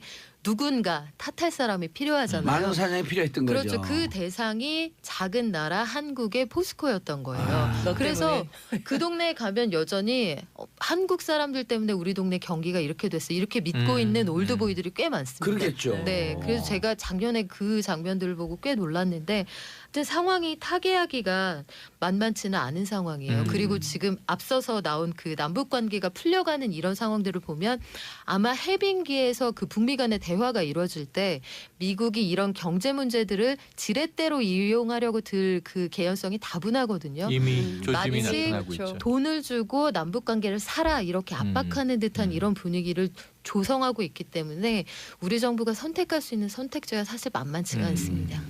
근데 좀 구분해서 대처를 해야 되겠죠. 그러니까 이를테면 남북 관계는 남북 관계로 해야 되고요. 그러니까 중국이 사드 보복하는 것처럼 그렇게 계속 하는 방식으로 그렇죠. 가서는 안 되겠죠. 지난번에 정철진 평론가는 여기 경제 그 프로에 나와서 우리 여기 그 우리 방송 보도 경제 정봉재 코너. 정치쇼 네. 나와서 그 얘기를 하던데요. 이 관세가 올라가면 네. 수입가가 올라가기 때문에 미국의 소매업자들, 제조업자들 이런 사람들이 타격을 받죠. 타격을 받고 오는 소리였고 그들의 저항 때문에 결국 관세를 낮출 수밖에 없다. 그걸 무역 제재 비용이라고 하는데요. 예. 그러니까 제재를 해서 수입산이 못 들어오게 하면 예컨대 세이프가드 때문에 한국산 세탁기를 사고 싶은데 못 산다. 예. 그리고 자국 내 세탁기 가격이 올라가는데 울며 겨자 먹기로 사야 한다 하면 100만 원 주고 살 수 있는 세탁기를 150만 원 주고 그렇죠. 사야 150 하는 200 거예요. 주고. 예. 그러면 여기에서 수입을 규제함으로써 발생하는 이런 그 외국에만 피해가 생기는 게 아니라 그 내부에서도 내수 시장과 소비자들이 그 피해를 나눠서 갖게 되는 거죠. 예. 그런데 미국 사람들의 요즘 이제 그 LG 특히 LG 가전제품 네. 워낙 네. 좋아져갖고 그렇죠. 완전 꿈의 가전제품이라고 하면 되는 맞아요. 거 아니에요? 네, 써보면 비교할 수가 없어요. 저는 좋아요. 미국에 있을 때 그 미국 세탁기를 보면서 야 이런 탱크를 아직도 쓰고 네. 있단 말이에요. 이런 월풀이라는 아, 느낌이 우리도 그런 탱크 남아 있어요. 그런 느낌. 교도소 가면 있어요. 과거에 진짜요? 그런데 네. 생각해 보시면 그 월풀이라는 메이커는 정말 부의 상징이었어요. 한국에서. 그렇죠. 네. 옛날에 80년대 후반 뭐 90년대 초 이 월풀 가전이 있는 집에 친구 집에 가면 굉장히 잘 사는 집이었단 말이에요. 그런데 어느 틈에 야 누가 요즘 월풀 써 이렇게 되는 동안 월풀은 뭐하고 전기도 많이 먹어요. 그렇죠. 아니 네. 그러니까요. 그동안 월풀은 뭐하고 세탁기를 혁신해서 잘 만든 LG가 잘못이냐 이거죠. 그런데 그러니까요. 미국에서는 이걸 다 한국 탓으로 돌리면서 마치 한국 때문에 우리가 못 살게 된 것처럼 우리를 욕먹이고 있다 이런 얘기죠. 현재 뾰족한 대책은 없다 이렇게 보는 건가요? 만만치 않아요. 이게 정말 미국 마음이고 정말 엿장수 마음대로인데다가 12개 나라를 선정한 근거도 없잖아요. 그러니까 협상을 해서 관세율을 낮추거나 아니면 우리를 여기서 당분간 유예 기간을 주거나 예. 이렇게 해서 어느 정도 강도를 낮추는 것 외에 완전히 한국을 여기에서 빼달라고 할 수 있는 그럴 만한 여지가 현재로선 많지 않아 보입니다. 남북한 대화 평화 분위기가 이래서라도 더 빨리 가야 돼요. 그럼 이게 그렇죠. 네. 네. 이제 그 뭘 걸 게 없어지잖아. 남북이 관계가 좋아지면. 아 그렇죠. 네. 속상하네. 진짜 대책이 없다고 하니까. 그래도 뭐 찾아봐야죠. 여기에서 우리가 불타버린 집에서 그래도 쓸만한 걸 건져내는 네. 심정으로 네. 찾아내야죠. 그러면 네. 대한민국 GM 폭탄. 네. 이건 연결되는 얘기네요. 네. 연결되는 얘기네요. 얘기죠. 그러니까 하필이면 설 명절 연휴를 직전에. 앞두고 13일이니까 지난주 화요일이죠. 갑자기 굉장히 영악한 거죠. 사실은. 그러니까 네. 못됐어요. 네. 한국이 명절 앞두고 저는 있는데 화나더라고요. 저도 정말 좀 네. 그러니 이 사람들이 지금 남의 나라 명절 앞두고 이렇게 해도 되나 싶은데 5월 말까지 군산 공장을 폐쇄하겠다라고 GM과 한국 GM 제너럴 모터스죠. 방침을 밝혔습니다. 그러니까 원래 근데 군산 공장 가동률이 20%밖에 안 됐어요. 생산률이 높은 것은 아니었고, 그러니까 GM이 한국 GM을 사실상 이제 생산 기지로 생각해서 군산만 공장이 있는 게 아니라 창원하고 부평에도 부평. 있어요. 부평 공장이 제일 크고요. 네. 부평하고 창원은 뭐 그 전기차 그리고 미래차 뭐 이렇게 작은 차 중심으로 하고 이 창원 공장에서는 올란도 같은 큰 차를 중심으로 했는데 중요한 건 이 차가 잘 안 팔려요. 그러니까 국회의원들도 잘 안 탄다고 하더라고요. 제가 알기로는 홍영표 국회 환노위원장이 최근까지 GM차를 타고 GM차 브랜드가 뭐예요? 그냥 GM. 올란도랑 올란도 쉐보레죠, 프로즈 쉐보레. 이런 게 있죠. 쉐보레는 많이 많이 돌아다니잖아요 길에. 네, 길에는 조금 있긴 한데, 그러니까 막 선호하는 차는 아닌 아니 거죠. 제가 오늘 전문가하고 아침에 만났는데 네. 시장 점유율이 쉐보레가 10%였는데 지난해 7%로 떨어졌대요. 아 올라가지 않고요? 네, 근데 왜 떨어졌냐면 이게 말리부, 크루즈, 세단 이런 거고 네. SUV는 이제 뭐 트랙스, 올랜도 이런 네. 건데 가격을 계속 올리고 있어요. 그러니까요. 그러니까 가격을 내리면 팔릴 차들을 네. 가격을 올려서 안 팔리게 한 게 수년 동안 내수시장 점유율을 한국 GM 스스로 떨어뜨린 것 같은 의심의 정황이 있다 이렇게 얘기를 하더라고요. 아니 그러니까 쉐보레 같은 경우는 외제차이면서 수입차 사람들 인식이 네. 일반 인식이 외국차고 수입차인데 가격 대비 가성비가 좋다. 좋고 낮다. 네. 가격이 싸서 사는데 가격을 올렸다? 그럼 안 근데 팔면 어떻게 되는 거예요? 쉐보레를 외제차라고 생각하는 한국 사람은 거의 없죠. 그냥 한국 GM이 대우 뒤에 GM이었으니까. 대우차의 인식이 훨씬 더 강한 건데 어찌됐든 너무 비싸면 안 사는데. 그렇죠. 적당해야 가성비가 좋아야 사는데 아니 우리 그래도 여기 방송 이거 나가는 거 예. 유료로 해봐야 안 됐죠. 뭐 그 적당한 비율인지 모르겠는데 어쨌든 이제 한국에서도 보면 독일차, 유럽차에 대한 선호는 그렇죠. 있는데 미국 차에 대한 선호는 많지 않아요. 왜냐하면 네. 굉장히 덩치도 크고 기름값도 많이 먹는데 가성비가 좋지 않기 때문에 이제 소비자들의 선택을 잘 못 받는 건데요. 어쨌든 제일 심각한 문제는 실업 문제예요. 그러니까 이 공장이 폐쇄되면 12,000 그리고 군산 지역 경제 전체를 보면 14만 명까지 여파가 있기 때문에 갑자기 이 공장이 문을 닫겠다고 하면 이 자체가 큰 지역 경제에 위협이 될 수 있습니다. 그래서 그렇죠. 정치권에서 뭐 이를테면 더불어민주당의 경우에는 TF도 구성해서 대책도 한다고 하고요. 그리고 정부 차원에서도 발빠르게 움직이고 있고 그리고 노조는 파업을 결의한 예. 상황입니다. 근데 이제 중요한 문제는 도대체 그럼 이 회사가 왜 갑자기 공장을 폐쇄하겠다고 하는 거냐 이제 그걸 좀 따져봐야 되는데요. 본사에서는 이런 얘기를 해요. 글로벌 구조조정 차원에서 경영난 극복을 위한 첫 번째 자구 노력이다. 이렇게 얘기를 하는데 국내에서는 어떤 얘기가 나오냐면 어렵다고 하고 정부로부터 재정 지원을 받으려고 하는 압박 전술이다. 아니면 아예 한국 시장에서 철수하려고 하는 수순 중에 하나다. 이제 이렇게 보고 있는 것이죠. 그 지분 구조를 보면 그 GM이 한국 GM의 지분을 거의 가지고 있어요. 맞아요. 76.96%를 보유한 최대 주주이고요. 산업은행이 17.2%를 갖고 있습니다.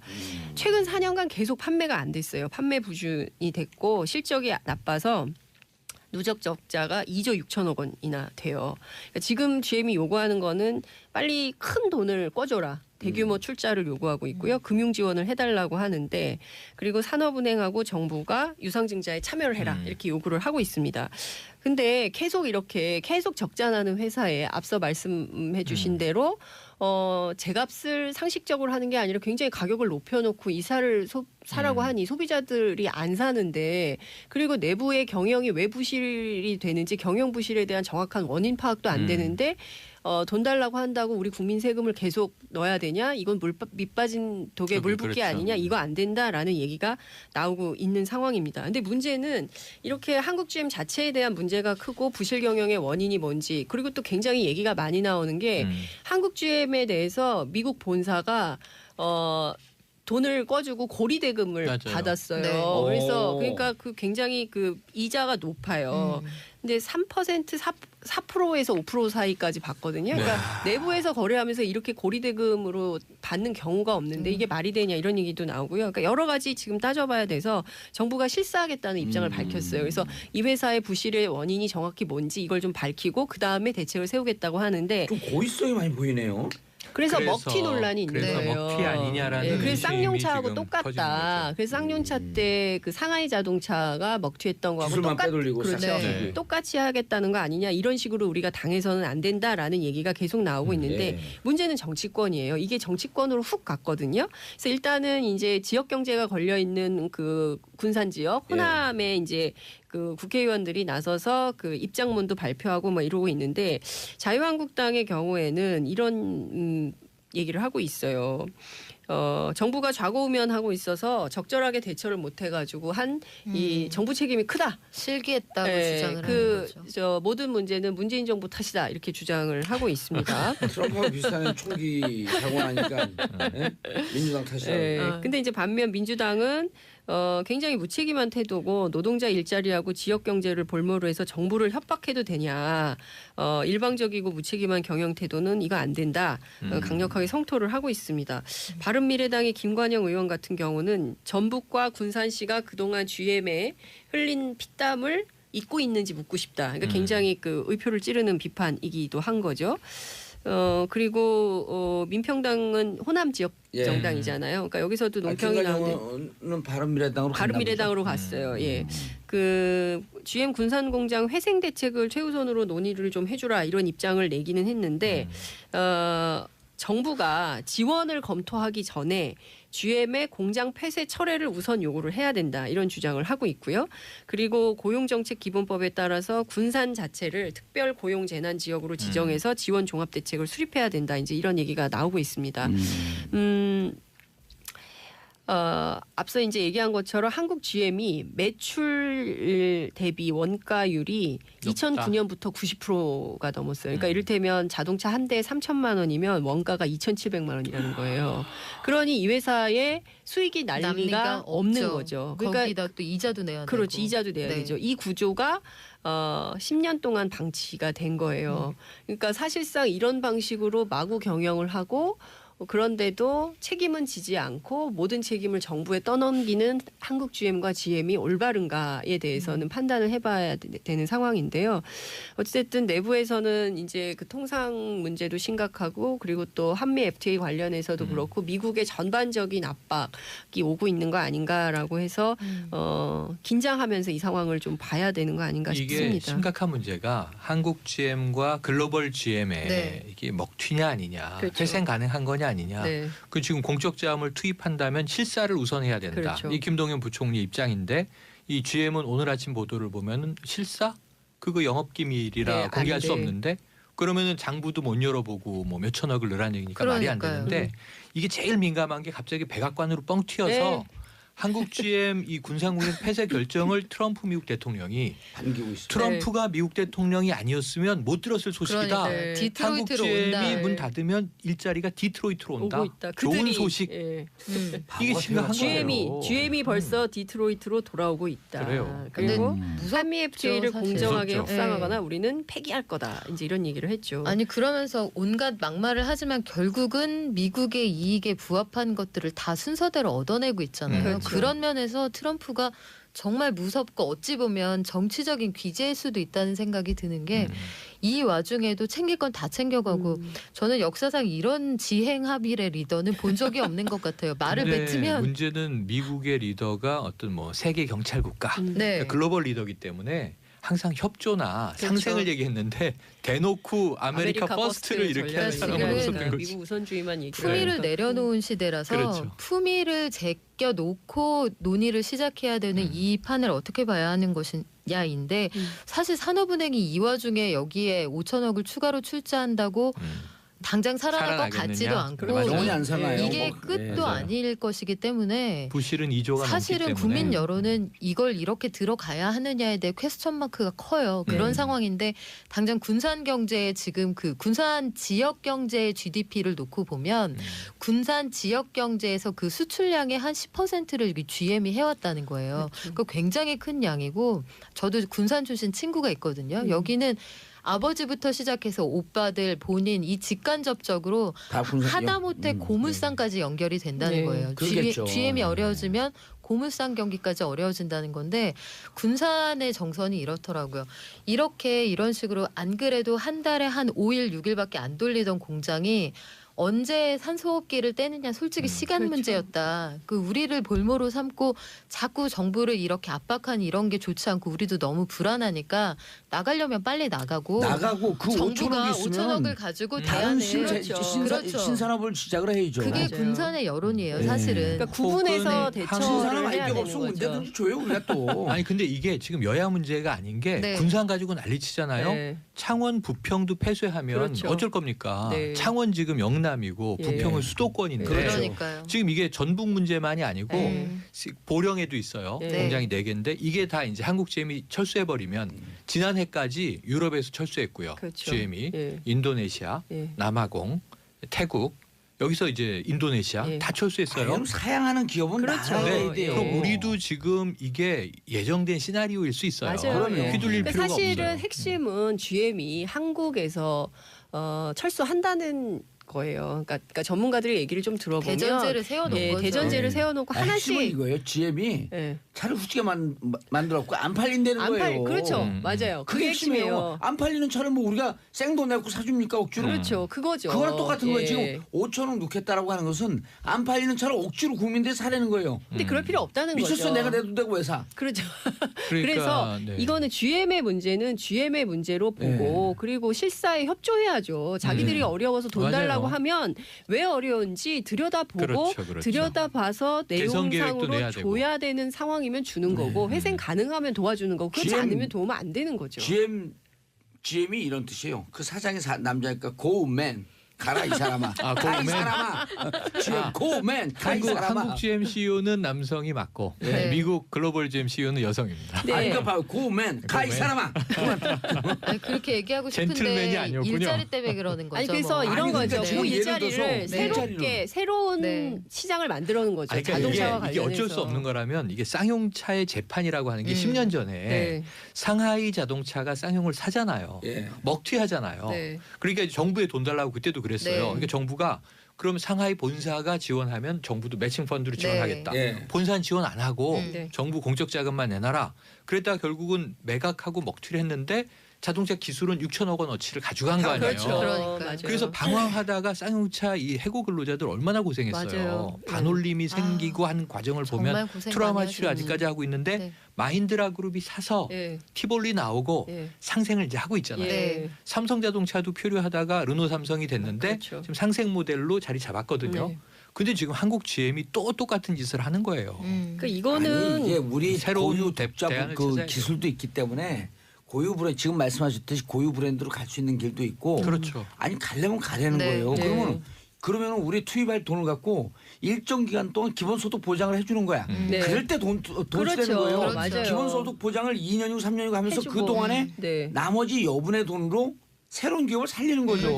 그렇죠. 아니 제가 우리가 지난 시간에 얘기했잖아요. 군산 얼마나 좋습니까? 관광 지역으로 다시 한번 개발을 해봐요. 아니 근데 이분들이 이제 자동차 업종에 계셨던 분들이기 때문에 예. 그 고유성과 특장점을 살려서 할 수 있는 일을 정부가 만들면 된다고 그렇죠. 생각을 제일 하고요. 문제들. 네. 그리고 이렇게 부품 같은 거 원자재 비싸게 팔아가 넘기고 그다음에 R&D 비용도 막 과잉 처리하고 이런 부도덕한 기업에 왜 투자를 하냐는 거죠. 더 투자 이게 옛날 같으면 그게 가능한데 지금은 우리 국민들이 그런 거를 용납하지 동의하지 않거든요. 않죠. 동의하지 네. 않기 때문에 불가능할 것 같습니다. GMR이에요. GMR. GMR. 고맨. 이 사람아 당신 나라 라이플이나 걱정해. 라이플. 고맨 라이플. GMR. 아니 트럼프 대통령이 많이 나오네요. 네. 지금 이 플로리다 총기 사건 말이에요. 17명 이 사회가 사망입니다. 얼마나 한심한 진짜. 사회냐면은 ARA가 뭔지 알죠? ARA. 네. 아메리칸 총기. 라이플 어소시에이션. 예. 미국 총기협회. 네.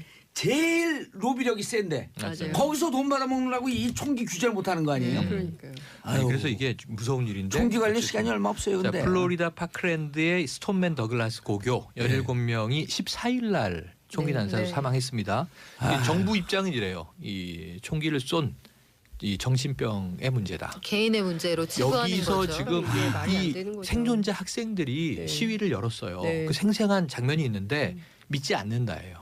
정신적인 문제 웃기지 마라. 예를 들면 칼로 살인을 했으면 17명 죽였겠냐 이런 얘기를 해요. 네. 문제는 총이다. 예. 문제는 총이다. 그렇죠. 문제는 총이다 이렇게 얘기를 하면서 트럼프 대통령에게 직격탄 날렸어요. 얼마 받았어? 총기협회에서 네. 3천만 달러 받지 않았느냐. 네. 이걸 지금까지 사망한 사망자 머릿수로 나눠보니 이 미국인의 몸값은 1인당 5,800달러란 말이냐.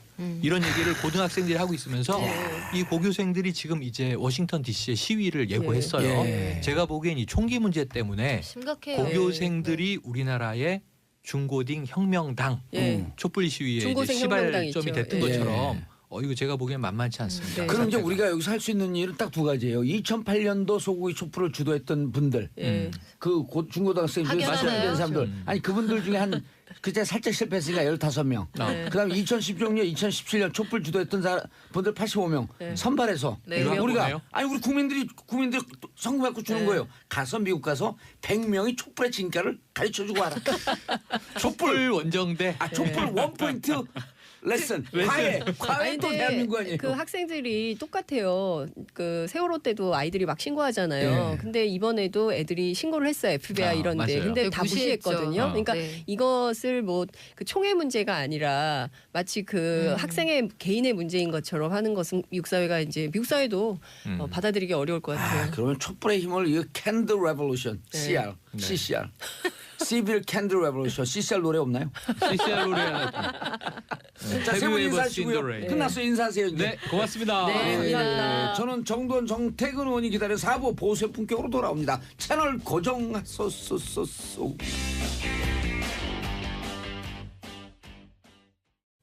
정봉재 정치쇼 4부 순서 돌아가겠습니다. 할 말을 한다. 나라 걱정하는 돌직구 정정브라더스 정두원 의원님. 안녕하세요. 예, 정태근 의원님. 예, 안녕하세요. 설 연휴는 어떻게 보내셨습니까? 그냥 빨리 지나가 버렸네요. 짧았죠 이번에. 예. 작년 추석이 너무 길었어요. 작년 추석은 10일이었었는데. 그런 좋은 날이 또 언제 올까? 그러니까 이번 추석은 짧다 보니까 예. 뭐 민심이고 뭐고 그렇게 파악하기가 힘드네요. 그래서 오늘 민심 물어볼까봐 그래서 고민을 많이 하고 왔는데. 또 이 그 동계올림픽도 진행 중이니까. 예, 참 거기들 다 빠져. 거기에 다 관심이 저도 가가지고. 뭐 어제 오후 2시부터 하루 왼종일 TV만 봤으니까요. 2시에 여자 컬링 했잖아요. 예. 중국한테 이겼는데 정말 잘하더라고요. 아, 정말 재밌더라고요. 근데 컬링이. 그거 끝나고 나니까 또 LPGA 골프를 하는데요. 그 고진영 선수가 데뷔전에서 우승을 했어요. 이게 67년 만의 일이에요. 와. 그리고 2등은 최혜진 선수가 있고 고진영 선수가 그 제 친구 고진아 전 의원하고 이름도 비슷한데 생긴 것도 비슷하거든요. 오. 그래가지고 오늘 이제 평창 때문에 기사는 조그맣게 나왔는데 정말 그 엄청난 일을 어저께 이제 했었고요. 67년 만에 예? 데뷔하면서 우승. 신인이 데뷔하면서 우승하는 게 67년 만의 일입니다. 그리고 저녁 때 되니까 또 우리 이상하 선수가 또 그렇게 감동적인 레이스를 해가지고 예. 어제 이상하 선수 스트레칭 할 때 보니까 진짜 깜짝 놀란 게요. 이렇게 앞으로 숙이는 걸 하는데 무릎이 이 팔꿈치가 땅에 닿더라고요. 오. 야, 나 그거 보고 저 선수들이 얼마나 저렇게 운동을 했으면 저렇게 유연할까. 그래서 어제 이상하 선수 그 우는 거 보면서 예. 그 무릎이 그렇게 안 좋다는데 더 이상 이제 빙상을 하지 마시고 그 하체와 그 유연성을 가지고 지금부터 골프해도 제가 보기에 앞으로 한 20년은 골프하지 않을까. 그리고 제가 보기에 3년 안에 KPG 입성할 것 같아요. 그 정도면. 아주 정확하신 게 우리 그 친구 아들이 고등학교까지 축구하다가 대학교 들어가면서 골프학과를 들어갔거든. 3년 만에 그냥 바로 싱글로 들어갔더라고요. 이상하 선수 같이 나이가 하니까. 몇이죠? 지금 29이요. 8, 9년생. 좀 늦긴 했네요. 아, 그 늦긴 했어도 제가 보니까 그 유연성이나 그 이제 하체의 체력이나 이런 거 보면은요 깜짝 놀랐어요. 이번에 그 저거 우통벗고 들어온 퉁가 선수 네. 그 선수가 원래 태권도 선수 아니에요. 근데 태권도 올림픽에 하계 올림픽에 나왔다가 업종을 바꿔갖고 크로스 그걸 갖고 5번 만에 국가대표. 그냥 운동신경이 있으면 할 수 있죠. 근데 지금 정치쇼 맞아요? 아니, 모든 게 다 정치 아니에요 이게. 아니 우리가 그 이 스포츠 얘기도 이야기하려면 한 다스가 넘어요. 예. 그러니까 다스 얘기가 가야죠. 야, 삼성과 다스, 삼성은 다스의 실소유인 줄 알았다. 그게 이제 보도상으로는 이제 이학수 전 예. 부회장이 다 자수서를 제출하고 진술을 했다는 거 아니에요? 예. 제가 이제 이명박 정부 때 이 일이 일어났을 때 그때도 얘기했는지 모르지만 단 한 언론만 보도를 했어요. 몇 년도쯤이에요 그게? 2010년? 예, 근데 이게 지금 재판이 되는 게 2009년 예, 얘기였거든요. 그때는 보도 통제도 하고 그랬으니까 그랬겠죠. 근데 그 보도를 보고 제가 너무 붕괴를 했어요. 그러면서 그런 말을 했어요. 정태근 의원한테도 했을 텐데 이 정권에서 일어난 일 중에 가장 치졸한 일이 될 것이다. 그랬는데 이게 돈 대납한 걸 알고 있었어요 그때? 그때 대납까지는 몰랐어도 어쨌든 다스에서 그 김경준으로부터 140억을 받아냈잖아요. 그렇죠. 2011년 2월이죠. 그러니까 그게 대납을 안 했더라도 예, 한번 생각해 받아오는 보세요. 거. BBK 이 문제 때문에 피해자들이 많잖아요. 예. 그 피해자들은 어쨌든 MB를 보고 투자한 사람이 많았거든요. 예. 그러니까 최소한 도덕적인 책임이 있단 말이에요. 그리고 이제 그 피해자들이 김경준 상대로 소송을 해서 돈을 받아내려고 그러는데 자기가 권력을 이용해서 그걸 혼자서 그냥 다 받아내 버렸단 말이에요. 피해자들한테 그렇죠. 갈 돈을. 예. 그러니까 정말 너무 해도 너무한 건데 그 비용도 이 되게 부자잖아요. 다스만 해도 또 8조짜리 회사고 또 개인적으로도 돈이 얼마나 많은 사람들입니까. 근데 그걸 또 삼성한테 대납을 시키고 말이죠. 현대까지 났을 때잖아요 이제. 그러니까 제가 정말 할 말이 없습니다. 이명박 정부 탄생에 일조를 했다는 거에 대해서 1조가 아니에요 10조 했어요. 예, 저 지금 머리 받고 있겠습니다. 진짜 이거 웃을 일이 아니에요. 그러니까 2011년에 돈 넘어오고 보도 나오고 그랬을 때 그때 이미 정태근 의원님은 이거 큰일 날 일이다. 정도원 의원은 정도원 의원님. 죄송합니다. 근데 이 문제는 좀 심각한 게요. 예. 그러니까 이제 뭐 다스가 누구 건지야 이제 곧 밝혀지겠습니다만 이게 이제 그 대임 시절에 투자를 회수하는 변호사 비용을 이제 대납했다는 거잖아요. 예. 그러니까 지금 현대가 이제 에이킹컴프에다 했다는 것은 뭐 특허 소송 관련해서 아직 뭐 논란이 있는 거지만 삼성 같은 경우에는 보면 이게 결국은 지금 이제 이학수 진술하고 김백준 씨 진술이 지금 일치하고 있죠. 예. 그러면은 이거는 이제 사실상의 뇌물적 성격이 강하단 말이에요. 직접 뇌물이죠. 제3자 뇌물도 뇌물, 아니고. 그러니까요. 예. 그래서 제가 보기에는 저는 좀 그러니까 이 시점에서 그 이명박 전 대통령도 그렇고 그 주변도 그렇고 좀 냉철하게 판단을 하셔야 된다고 봐요. 그러니까 박근혜 대통령 탄핵할 때 보면 가장 문제가 실기잖아요. 실기. 그걸 자꾸 가리려고 그러고. 최종적으로는 사실은 이제 탄핵까지 가는 거에 대한 판단을 잘못한 거고. 근데 지금 이명박 대통령 소환이 뭐 평창 올림픽 끝나고 할지 프레올림픽까지 간 다음에 그 패럴림픽까지 간 다음에 할지는 모르겠습니다만 일단 시간이 그렇게 많지 않거든요. 그러면 이 상태로 계속 가서 건건히 변명을 하는 것이 아니라 인정할 건 인정하고 또 사죄할 건 사죄해야 왜 이 문제가 심각하냐면 본인을 위해서도 그러는데 어떻든 지금 이제 정도원 의원도 마찬가지고 저도 마찬가지고 이명박 대통령을 지지했거나 대통령을 만들었던 사람들의 마음도 생각을 해야 되거든요. 그 사람들의. 그래서 저는 지금 골든타임이 얼마 안 남았다. 그래서 이명박 대통령과 그 주변 참모들이 가급적 빠른 시기에 그 지난번과 같은 입장문의 발표가 아니라 제대로 된 뭐 인정과 사과 이런 부분들이 좀 있어야 되는 것이 아닌가 이런 생각을 합니다. 예. 이학수 부회장이 소환되자마자 다 얘기를 해버렸잖아요. 그 자수서까지 제출했다 그랬잖아요. 그러니까 굉장히 이제 머리 회전이 빠른 분이고 경륜이 있는 분이잖아요. 그러니까 어차피 이건희 회장은 이제 소환될 수가 없는 사람이고 자기도 이제 이건희 회장이 그렇게 하라 그래서 했다 그러면 책임이 많이 덜어지죠. 아, 자기 그냥 단순 전달자니까. 예, 그러니까 어차피 그렇게 가는 게 가장 현명하겠다. 딱 계산을 변호사 또 조언도 받았겠죠. 그러니까 지금 정태근 의원이 얘기한 것도 그런 일종의 그런 겁니다. 상황 판단을 원래 MB도 잘 하는 사람이거든요. 근데 뭐 무조건 부인하고 나가면 잡범처럼 되는 겁니다. 그러면 정말 보수층이 더 이제 떠나가고 괴멸되는 거죠. 그러나도 지금 그 괴멸돼 있는데, 그러니까 우리나라 자기가 대통령을 한 사람으로서 우리나라 미래를 봐서라도 자기가 어떻게 처신해야 될지 그거를 이제 생각해보라 그 얘기를 하는 겁니다 지금. 그런데 이재용 부회장 연관이 안 되겠죠 여기에서 회사에서 그 정리가 당시에는 이재용이 실권이 아니었으니까. 실권이 아니었어요. 아. 예. 그때만 해도 그러니까 벗어나 있죠. 근데 이제 이것을 이건희 회장 3년내 집행유예 5년 받은 것을 사면 복권해주는 대가로 이 40을 대납했을 것이다. 검찰은 이렇게 보고 있는데 MB 측에서는 안 그랬잖아요. IOC 위원 자격 박탈을 막기 위해서 사면 복권해줬다. 그러니까 그 사면 여부와 관계없이 예. 제3자의 회사에다가 왜 소속인을 그렇죠. 대납하냔 말이에요. 그러니까 예를 들면 사면 문제를 증명하지 못하더라고 하더라도 그러면 그것이 이제 줬을 때는 준 이유가 있을 거 아니에요. 예. 그러니까 누굴 보고 줬냐 이거죠.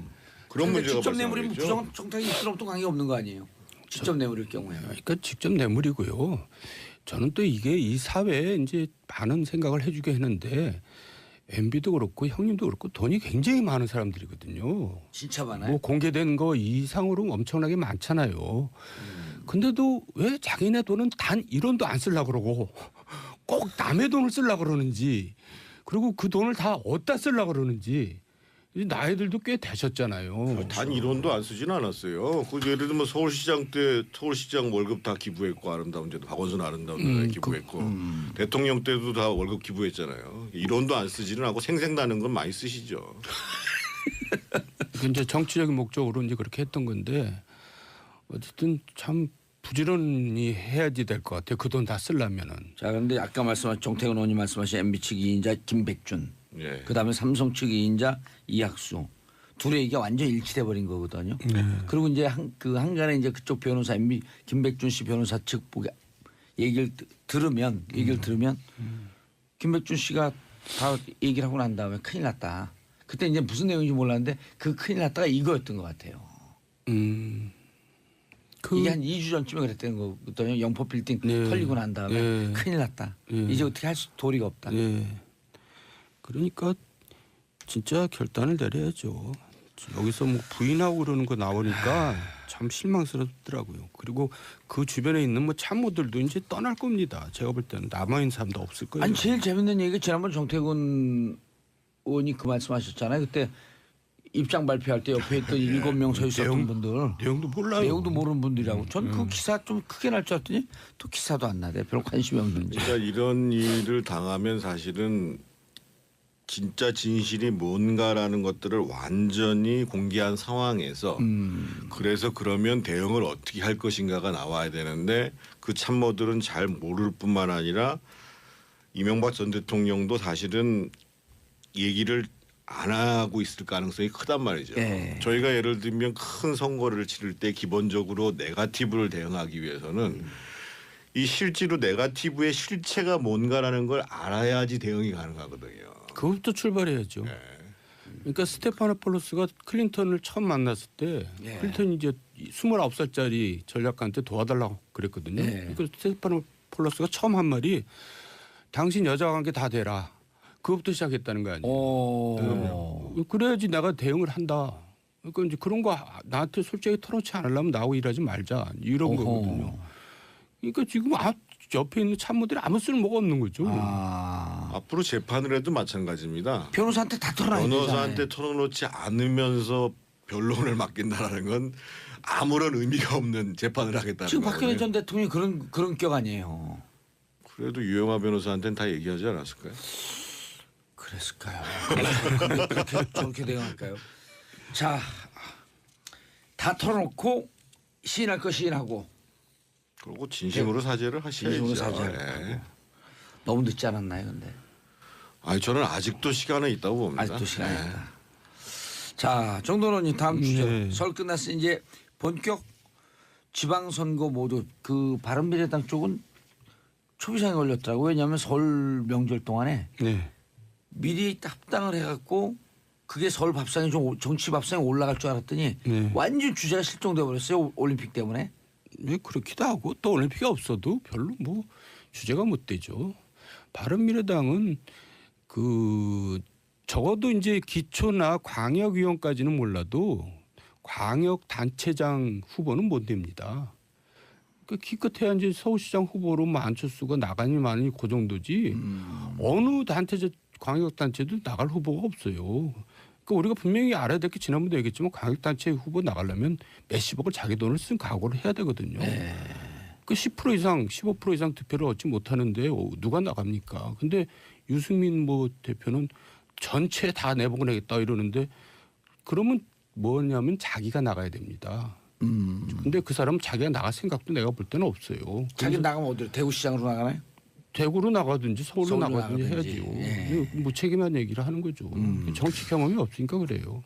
저는 조금 다른 시각에서 보면 지금 이제 정도원 선배님 말씀하신 것처럼 특히 이제 광역단체장 선거는 일정 정도의 소위 자질과 인지도에 대한 평가가 있지 않고서는 나가기가 어려운 선거죠. 예를 들면 지금 서울시장 선거가 법정 선거 비용이 34억 9천만 원이니까요. 법정 선거 비용을 제외하고 나머지 것까지 계산한다고 그러면 한 50억 예. 들어간다고 봐야 되겠죠. 근데 이제 15%를 못 받으면 거기에 이제 법정 선거 비용도 보전을 못 받는 문제가 발생하고 법정 선거 비용도 이게 100%다 받는 건 아니잖아요. 100% 다 받네 법정 선거 비용은. 그거 이제 선관위에서 우리가 신고한 내용들을 예. 가지고 이제 이걸 보존해 줘야 되냐 말아야 되냐라는 예. 걸 쭉 본 다음에 하는데 거의 받는다고 봐야죠. 거의 받는다고 봐야 되고 그런데 이제 지금 정몽주 의원은 자기 걱정하는 거예요.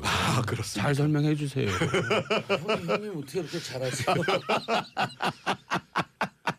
근데 이제 그 지방선거를 전망하면서 지금은 그 민주당이 압도적으로 우세를 보일 거라고 전망을 하지만 저는 예상 외에 고전할 수 있는 가능성도 있다라고 보는데 그 얘기하는 분들 꽤 있어요. 그 측면이 몇 가지 측면이 있습니다. 예. 하나는 지금 여론조사에서 응답하지 않는 사람들이 투표장에 나올 거냐 말 거냐의 문제를 놓고 견제 심리가 예를 들면 문재인 정부에 대한 견제 심리가 발동을 한다라고 하면 상황이 달라질 수 있다는 거죠. 무슨 얘기냐면 지난번 대선 때에 문재인 대통령을 찍었다는 사람들은 41%입니다. 그리고 홍준표, 안철수, 유승민을 찍었던 사람들은 52%입니다. 근데 이제 올해 한국리서치가 신년에 그 여론조사를 할 때 보면 예. 응답자 특성에 보면 문재인 후보를 찍었다라고 하고 응답한 사람이 무려 55%가 나왔습니다. 반대로 적극적으로 응했다는 거죠. 응했다는 거죠. 그리고 반대로 그 홍준표나 안철수나 유승민을 찍은 게 52%인데 실제 응답한 사람은 24%만 응답을 했습니다. 아 반도 안 되네요. 예, 결국은 그렇게 보면 어떻게 봐야 되냐면 이 사람들이 이렇게 응답하는 것처럼 투표장에 안 나가주면 압도적으로 민주당이 이기지만 이길 수도 있지만 견제 심리 때문에 투표장에 나가겠다라고 하면 상황이 달라지는 거고 동시에 예를 들면 지금 지난 대선 때도 52%였다고 말씀드리잖아요. 예. 근데 만약에 단일화를 하지 않더라도 52%가 예를 들면 홍준표 안철수처럼 24대 21로 갈라지는 게 아니라 예. 하나는 10, 하나는 42로 갈라진다. 그러니까 예를 들면 서울시장 같은 경우에 안철수 후보가 나오고 경기도지사 같은 경우에 이제 남경필 지사가 나와가지고 후보 간에 그러니까 당에 관계없이 후보 간에 우열이 확실하다라고 해서 견제 심리하는 사람이 한쪽에 쏠린다. 그러면 나머지 사람이 한 10% 내뿐이 못 받는다. 이런 현상이 벌어지면 실제로 41대 40 이렇게 나오는 거거든요. 예를 들어 이제 그 중간에 좀 그 듣는 분들이 숫자가 계속 나오니까 좀 헷갈리니까 홍준표, 안철수, 유승민을 대선 때 찍었던 분들이 네. 전체 52%쯤 되는데 네. 이 52%가 일단 투표장에 다 나온다고 전제하면 그리고 예를 들어 안철수 후보가 바른미래당에서 나오고 서울시장에 다른 자유한국당 후보가 나오는데 별로 인지도가 없기 때문에 저쪽은 찍어봐야 사표가 될 것 같으니 그렇죠. 한 10% 정도만 가고 나머지 42% 정도가 뺀 52 중에서 10을 뺀 42가 안철수 쪽으로 온다고 한다면 민주당과 박빙의 싸움이 될 그렇죠. 가능성이 높다. 그리고 서울시장 선거 같은 경우는 지금 뭐 저 개인적인 평가인지는 모르겠습니다만 지금 박원순 시장에 대한 피로도가 상당히 높은 상황이거든요. 오히려 저는 서울시장 선거 같은 경우는 박원순 시장이 아니라 민주당에서는 후보를 교체해야 오히려 선거가 쉬운 선거가 되지 않겠는가 이런 생각을 들고 실제로 그거는 여론조사를 보면은 교체 지수가 이미 교체수가 55% 높더라고요. 가까이 나왔죠. 아니, 이미요. 지지율도 40%가 나오고 물론 지지율도 그러는데요. 네. 이게 교체지수 선거에 있어서 교체지수라는 거는 무시할 수가 없는 거거든요. 그러니까 지금 현 시장의 인지도만큼의 피로도가 쌓여 있다라는 측면이거든요. 그러니까 이제 우리 나라를 위해서는 야당이 강해져야 합니다. 야당이 강해져서 두분 여당을 여기 있으면 안 된다니까요. 여당을 견제해주면서 이제 그 여당도 이제 강해지면서 정부도 강해지면서 나라가 강해지는 거거든요. 근데 지금 야당이 너무 형편없어요. 이런 지금 정태근 의원 얘기처럼 분발할 수 있는 여지가 있거든요. 아니, 근데 야당이 세면요. 예. 야당이 세면 야당이 여당한테 막 압박을 할 거 아니에요. 그러면 청와대나 이런 데 가서도 야당이 이렇게 되는데 어쩌면 좀 들어줘야 되지 않아? 하면서 이게 정책이 좀 조율을 맞출 수 있잖아요. 그러니까요. 근데 지금 제1야당의 대표는 지금 여당의 선거대책본부장 역할을 하고 있어요. 그러니까 이게 뭐 제1야당 대표 누굽니까? 아유, 제 입에 담기도 싫습니다. 그러니까 이게 선거가 되겠어요. 지금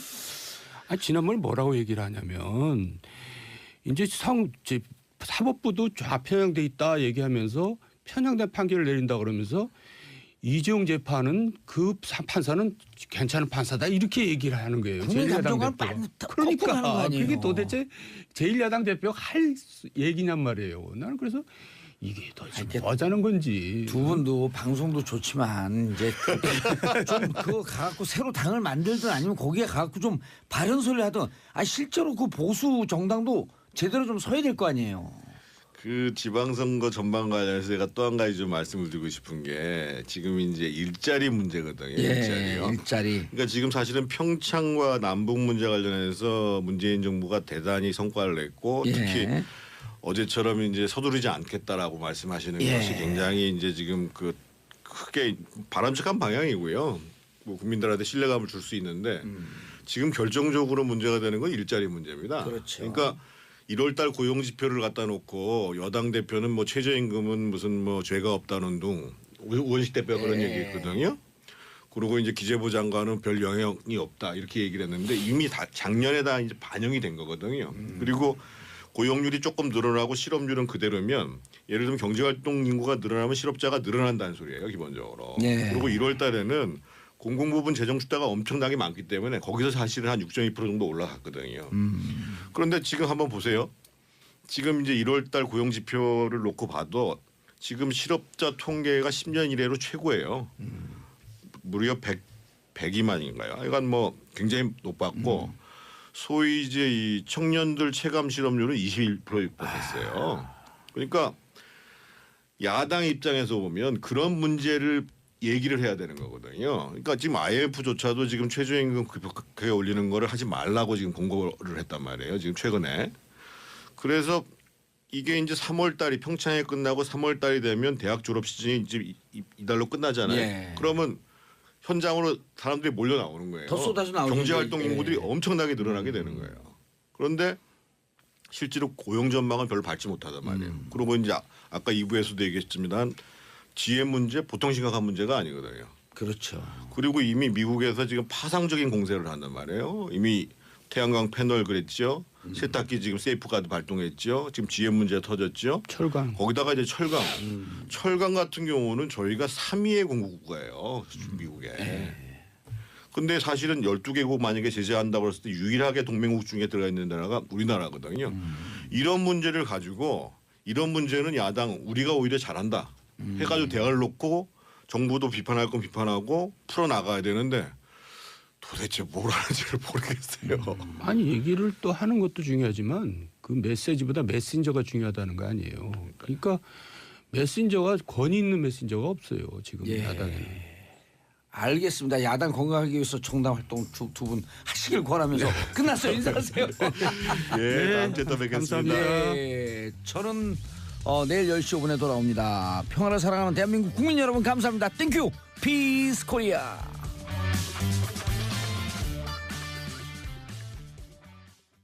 더 좋다 그랬어요. 와.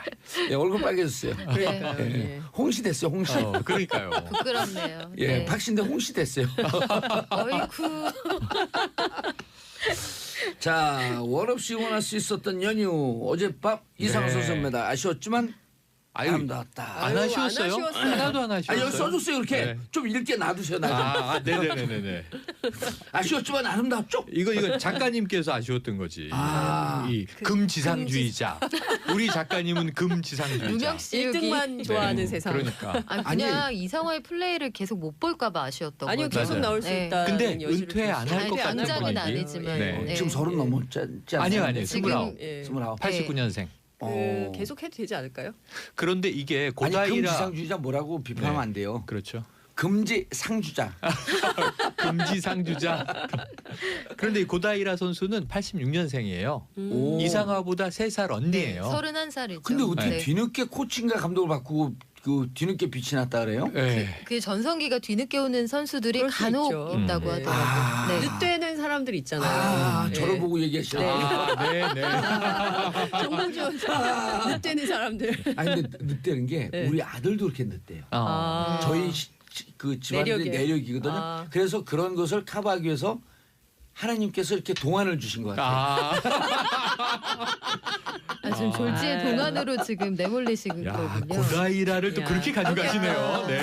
자신의 깔때기로 또 하나 이렇게 배워갑니다. 수렴을. 네. 아, 대단합니다. 많이 배웁니다. 그거 내가 얘기했죠. 많이 부족해요 여전히 아니, 우리는. 금강산 골프 그 얘기했죠. 한 홀에 가면요. 깔때기 홀. 아, 깔때기홀. 그린에 올려놓기 하면 쩌르르 빨려들어가고. 아, 근처에만 놔도. 근데 그 회장님 말씀 재밌어요. 여기까지 와서 예? 네. 올해는 이걸 한번 해야지. 아, 깔때기 좋은 거예요. 그렇죠. 네. 좋은 겁니다. 그 자, 어제 뭐 고다이라. 너무 아름다운 장면이었죠. 근데 저는 삐끗했어요 진짜. 삐끗은 안 했어요. 예. 보기에 삐끗은 안 했는데 이상화 선수가 본인만 아는 거예요. 뭐냐면 너무 강한 스피드를 스스로 주체하지 못해서 너무 네, 강했다고. 마지막 코스에서 실수를 했다. 근데 거기서 속도를 줄였던 것 같아요. 사실은 달렸으면 네. 고다이라 튕겨서 선수하고 사실은 0.4 0.4초. 네.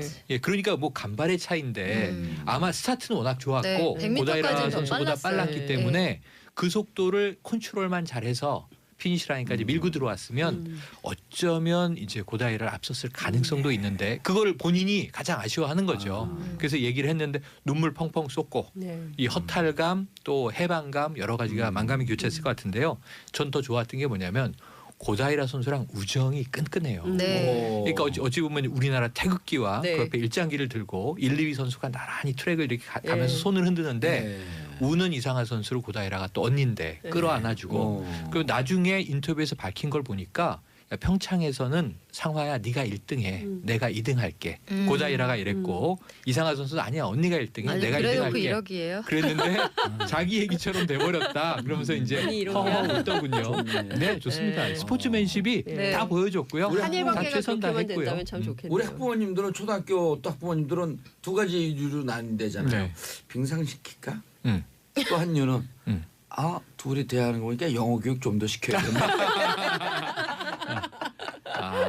교육이네 교육. 아, 네. 한국 진짜. 예, 부모님들. 예. 그런데 그 쇼트트랙 관전하던 김정숙 여사의 5단 네. 표정 그게 뭐예요? 네네. 그러니까 이게 지금 뭐 언론에 김정숙 여사 하면은 다양한 사진들이 나와 있는데요. 네. 이게 임종석 비서실장이 나 괜찮을까? 이거 올려도 괜찮을까 하면서 사진을 SNS에 공개하고 압권이라는 표현을 달았는데 사실은 이 제일 주목할 사진이 요거예요. 김정숙 여사가 네. 문재인 대통령 어깨에 매달려 있습니다. 그러니까요. 깜짝 그러니까 놀랐어요. 이거 사실. 보면은 네. 중장년 부부들 부부싸움 납니다. 야. 설 명절에 부부싸움이 아니 난다니까요. 사실 가족끼리 이러는 거 네. 아니잖아요. 그렇죠, 그렇죠. 근데 이 김정수 여사가 일단은 표정 리액션이 워낙 네. 좋으시니까 네. 아쉬울 때는 크게 한숨 쉬고 네. 한탄하고 신날 때는 만세하고 이러셨는데 저는 이거보다 제일 마지막에 두 분이 벌떡 만세. 일어나서 저 장면이 뒤에 도종환 장관인가요? 아, 맞아요. 1500m 예. 금메달 딸 때인가 보죠? 또 한 번은 이제 네. 파도 타기 하는데 네. 문 대통령이 타이밍을 좀 잘못 잡아서 혼자만 만세하는 거를 김정숙 여사가 이제 네. 리듬을 맞춰주는 네. 이분은 음악한 분이기 그리고 때문에 또 리듬을 문재인 맞추잖아요. 우리 또 대통령님이 나이가 살짝 있는 아재시잖아요. 그러니까 네. 좀 늦게 맞추는 것도 괜찮아요. 네, 네. 너무 딱딱 맞추면 재미없어요. 아, 근데 아니 근데 어쨌든 두 이 분이 워낙 금술 장면. 금술이 네. 좋으시니까요. 그런데 네. 이 그 사진을 보면서 우리 패널분들이 느껴야 될 게 현장에서 한 번도 못 봤죠. 현장에서 못 봤어요. 쇼트트랙 현장에서 남자 타는 거 보면요. 가까이 있으면요. 너무 무서워갖고 뒤를 이렇게 움찔움찔 이렇게 저기서 아, 김정수 속도감. 여사께서 문재인 대통령 어깨를 딱 잡은 게 이 속도감이 공포스러울 정도로 빨라요. 스릴, 예. 스릴. 그렇죠. 그렇죠. 진짜 거기서 넘어지면 이 다칠까 봐. 칼날에 음. 부상 많이 당해요. 그 일날 경기 것 같아요. 그렇죠. 그러니까요. 그 거리를 그 속도에 주파를 하려면 그러니까 네. TV에서 보면 이제 그게 쫓아가는 게 빠른 것 같지 않은데 네. 가까이서 그 게임을 보면요.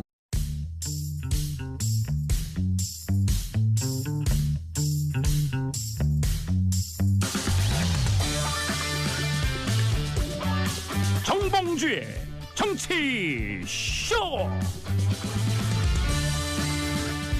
안녕하세요.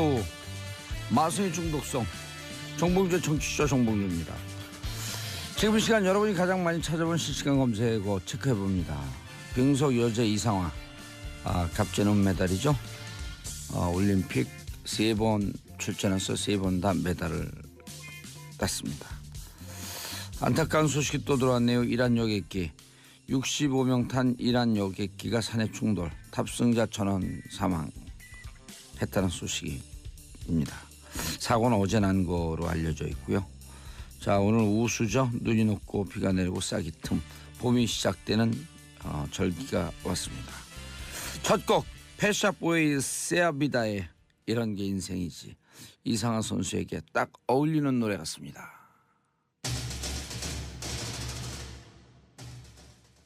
정봉재 정치쇼 1부 순서 들어가겠습니다.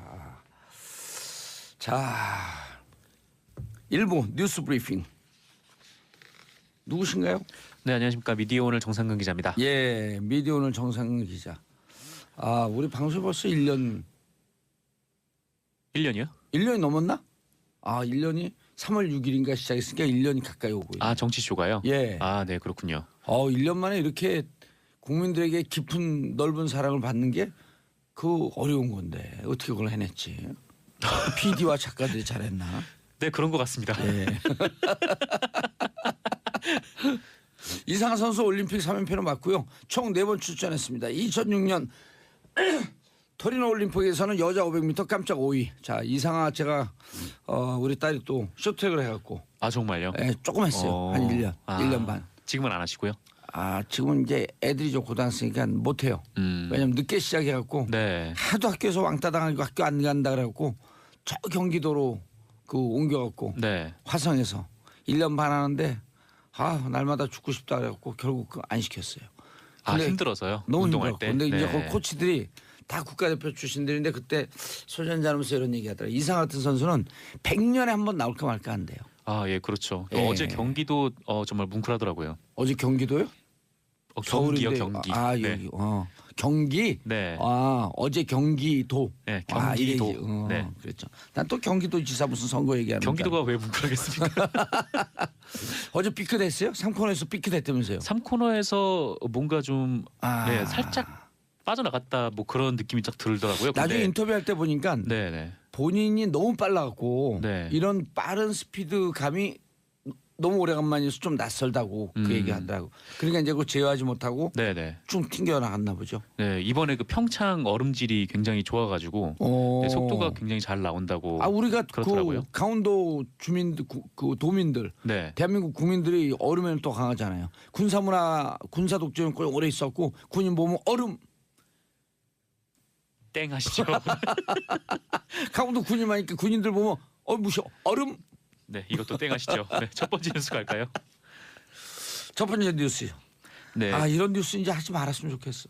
네, 저도 뭐 그러고 싶은데 그래도 너무해요 진짜. 이거 어떻게 이럴 수가 있지. 그렇습니다. 그 청취자분께 어떤 뉴스인지 말씀을 좀 드리면 이 검찰이 삼성에 이어서 현대자동차도 그 다스 소송비를 지원한 정황을 파악하고 수사 중이다. 네, 이렇게 한겨레가 보도했습니다. 이 서울중앙지검 첨단수사 1부는 현대차가 2009년에 이 다스의 소송비를 대납하는 형식으로 100만 달러, 그러니까 우리 돈으로 약 10억 원 가량의 돈을 그 이명박 전 대통령에게 건넨 정황을 파악하고 수사 예. 중이라고 밝혔는데요. 삼성이 다스의 소송 비용 약 40여억 원을 그 미국 대형 로펌 에이킹 건프에 송금을 했었잖아요. 예. 근데 이것과 같은 방식으로 네, 현대차도 지급을 했다라는 겁니다. 검찰은 이 돈 역시 지금 뇌물로 의심하고 있다고 하고요. 현대차는 이명박 전 대통령하고 뗄래야 뗄 수 없는 예. 네, 그런 관계인데 그 이명박 전 대통령이 실소유하고 있는 것으로 보이는 네, 다스가 바로 현대차에 납품하는 하청업체잖아요. 예. 이 다스는 2004년에 연매출이 2,200억대였는데 2004년에 네, 2004년에 연매출이 2,200억. 2,200억. 그때도 네. 많이 올라간 거예요. 그때도 많이 올라갔죠. 2002년서부터 올라가기 시작해요. 그렇죠. 2002년 서울 시작이 되잖아요. 네. 이 2004년에 연매출이 2,200억대였는데 그때가 언제였냐면은 그 이명박 전 대통령이 서울시장 시절인 2004년에 이 도시계획 규정까지 바꿔가면서 예. 이 양재동 현대차 사옥을 중축을 하도록 이 허가한 바 있던 그때입니다. 근데 그때 이후로 2,200억까지 매출이 좀 늘었다가 예. 그 이명박 전 대통령이 퇴임한 직후인 2013년에는 네, 1조 원을 넘었죠. 네, 매출이 그랬죠. 네, 엄청난 큰 기업으로 급성장을 한 건데요. 아, 네, 참 그렇습니다. 어떻게 나라를 서울시장을 나라를 대통령을 자기 개인의 부로 축소하고 진짜 그 푼돈 그 이 재벌들 보기에는 푼돈인데 그걸 하려고 네. 몸이 자꾸 뒤로 움찔움찔 피하게 된다니까요. 네. 아마 김아랑 선수죠. 지난해 네. 동계체전에서 네. 이 상대 선수 칼날에 얼굴을 베었어요. 맞아요. 아직도 흉이 있더라고요. 네, 얼굴에 그래서 그래. 네. 부상당한 지 1년 한 달 만에 이번에 나와서 네. 스스로 잘 견뎠다. 네. 아, 내가 나를 칭찬해. 그렇죠. 이런 아주 말한 게 예, 이해되는 게 예뻤어요. 트라우마도 미소천사. 극복하고. 네. 예. 근데 헬멧 뒤에 딱 세월호 노란 리본. 리본 네. 리본이 있었죠. 목걸이에도. 예. 많이 칭찬해주고 이게 싶습니다. 복싱할 때도 자기보다 약한 선수인데 예를 들었고 오른손을 맞고 쓰러지잖아요. 그럼 그 선수하고 재시합할 때 오른손만 움찔해도 움찔움찔 그렇죠, 그럼요. 그런 트라우마가 있거든요. 그렇죠. 근데 네. 칼날에 베이면 다시 트랙을 못 가요. 아 근데 너무 잘했어요. 너무 잘했어요. 대단한 거죠. 네. 근데 저는 그 최민정 선수 막 가고 나서 두 나라 어디죠? 2, 3위가 동시에 네네. 중국하고 어디 선수였지? 저는 저러다 진짜 대형 사고 나겠다 싶더라고요. 정말 팍 그게 아, 예, 둘 그러니까 다. 그 스펀지가 네. 1m 이 정도 깊잖아요. 중국 어. 캐나다 선수. 예, 네. 중국 캐나다 네. 선수. 저는 되게 많이 다쳤을 것 같아요. 근데 그 상처는 한성 선수는 다리가 다쳤더라고. 다리가. 그러니까요. 이제 스포츠가 스포츠는 무서워요. 위험하죠. 안전이 네. 제일 중요합니다. 네. 그래서 이런 그 이제 앞으로 지도자 뽑고 그럴 때 스포츠 잘하는 사람들 뽑고 그래야 돼요. 그래야지 그런 용기로 막 그냥 밀어붙이지. 박현미 기자님? 네. 왜요? 아, 알겠습니다. 예. 그럼 몸도 튼튼, 마음도 튼튼한. 네. 왜 얼굴 빨개지셨어요? 해맑아. 아, 네, 해맑게. 근데 목소리 원래 그렇게 좋으세요? 제가요? 예. 저 상업적으로 뽑고 있어요. 지금 출연료 입금되는 시간 동안 집에 가면 이런 목소리 아닙니다. 아 집에 가면 네. 목소리가 달라져. 무슨 말인지 네. 그 원래 목소리는 어떤 거예요? 아 원래 다르죠. 아들 키우는 엄마 목소리입니다. 아 아들 키우는 목소리. 그러니까요. 엄마들이 네. 딸 키울 때는 우아하다가 아들 키우면 바로 그냥 아 네. 욕이 나간다고. 헐크 엄마, 헐크 엄마. 이번 올림픽의 스틸러. 네. 자, 이 개막식 선수들이 이제 입장할 때 예. 공식 입장이죠. 예. 우리나라가 제일 마지막에 이제 공동 입장을 했습니다. 근데 이게 입장 그 나라 순서 아시죠? 그 ABC로 안 들어왔잖아요. 네. ABC로 안 들어와서 나라 순서가 뒤죽박죽이라 입장 순서가 뭐지? 한글 순서로 들어왔어요. 네. 네. 그걸 다 모르시더라고요. 그 네. 캐나다의 네. 캐나다의 캐나다는 기억이죠. 네. 처음에 들어오는 게 그러니까 가나죠. 가나다 순으로 네. 하면. 네. 그렇게 해서 이제 가나다 순으로 기억, 니은, 디귿 이렇게 들어왔는데 예. 이 신스틸러는 누구냐면 바로 자원봉사자들이었습니다. 네. 1시간 넘게 아, 예, 정말 뭐 귀여웠어요. 대한체육회장에게는 상당히 언짢은 이야기를 들어야 했고 네. 또 문재인 대통령 가서 네. 정말 이 저 질 나쁜 식사를 한다는 것에 네. 마음이 많이 같이 아팠다. 이런 또 위로도 식사하셨더라고요. 받고 네. 식사 질이 안 좋았고. 네. 아니요. 처음에 처음에 그렇게 그때 보도가 뭐냐면 됐었죠. 청와대에서 무슨 장차관 워크숍 하면서 했던 6만 무슨, 원짜리 도시락 예, 먹었다고 할 6만 때. 얼마짜리 도시락하고 그 평창 비교를 자원봉사자 했죠. 비교해서 비교해서 올라왔었죠. 사진이 막 돌아다니고 했었는데요. 근데 그때 이제 그것 때문에 대통령께서 마음이 좀 아프셨다 이런 그렇죠. 말씀하셨죠. 또 뭐- 그러니까 이제 우리 국민들이 정말 이게 민주적 의식 수준이 높아졌고 네. 특혜, 특권, 뭐- 반칙 네, 참을 수 없는 싫어해요. 거예요. 싫어해요. 그 2016년부터 2017년까지 진행됐던 촛불 때 예. 현장에서 사람들 만나보면 제일 많이 했던 게 불공정, 불의, 불평등 세 가지는 반드시 해결해야 될 적폐라고 네. 얘기를 많이 했었어요. 그러니까 지금까지 이어지는 이슈인 거죠. 예. 우리는 2008년서부터 지금 2017년까지 네. 살면서 10년 동안 제일 자랑스러웠던 건 어떤 주제의 촛불에도 한 번도 빠진 적이 없어요.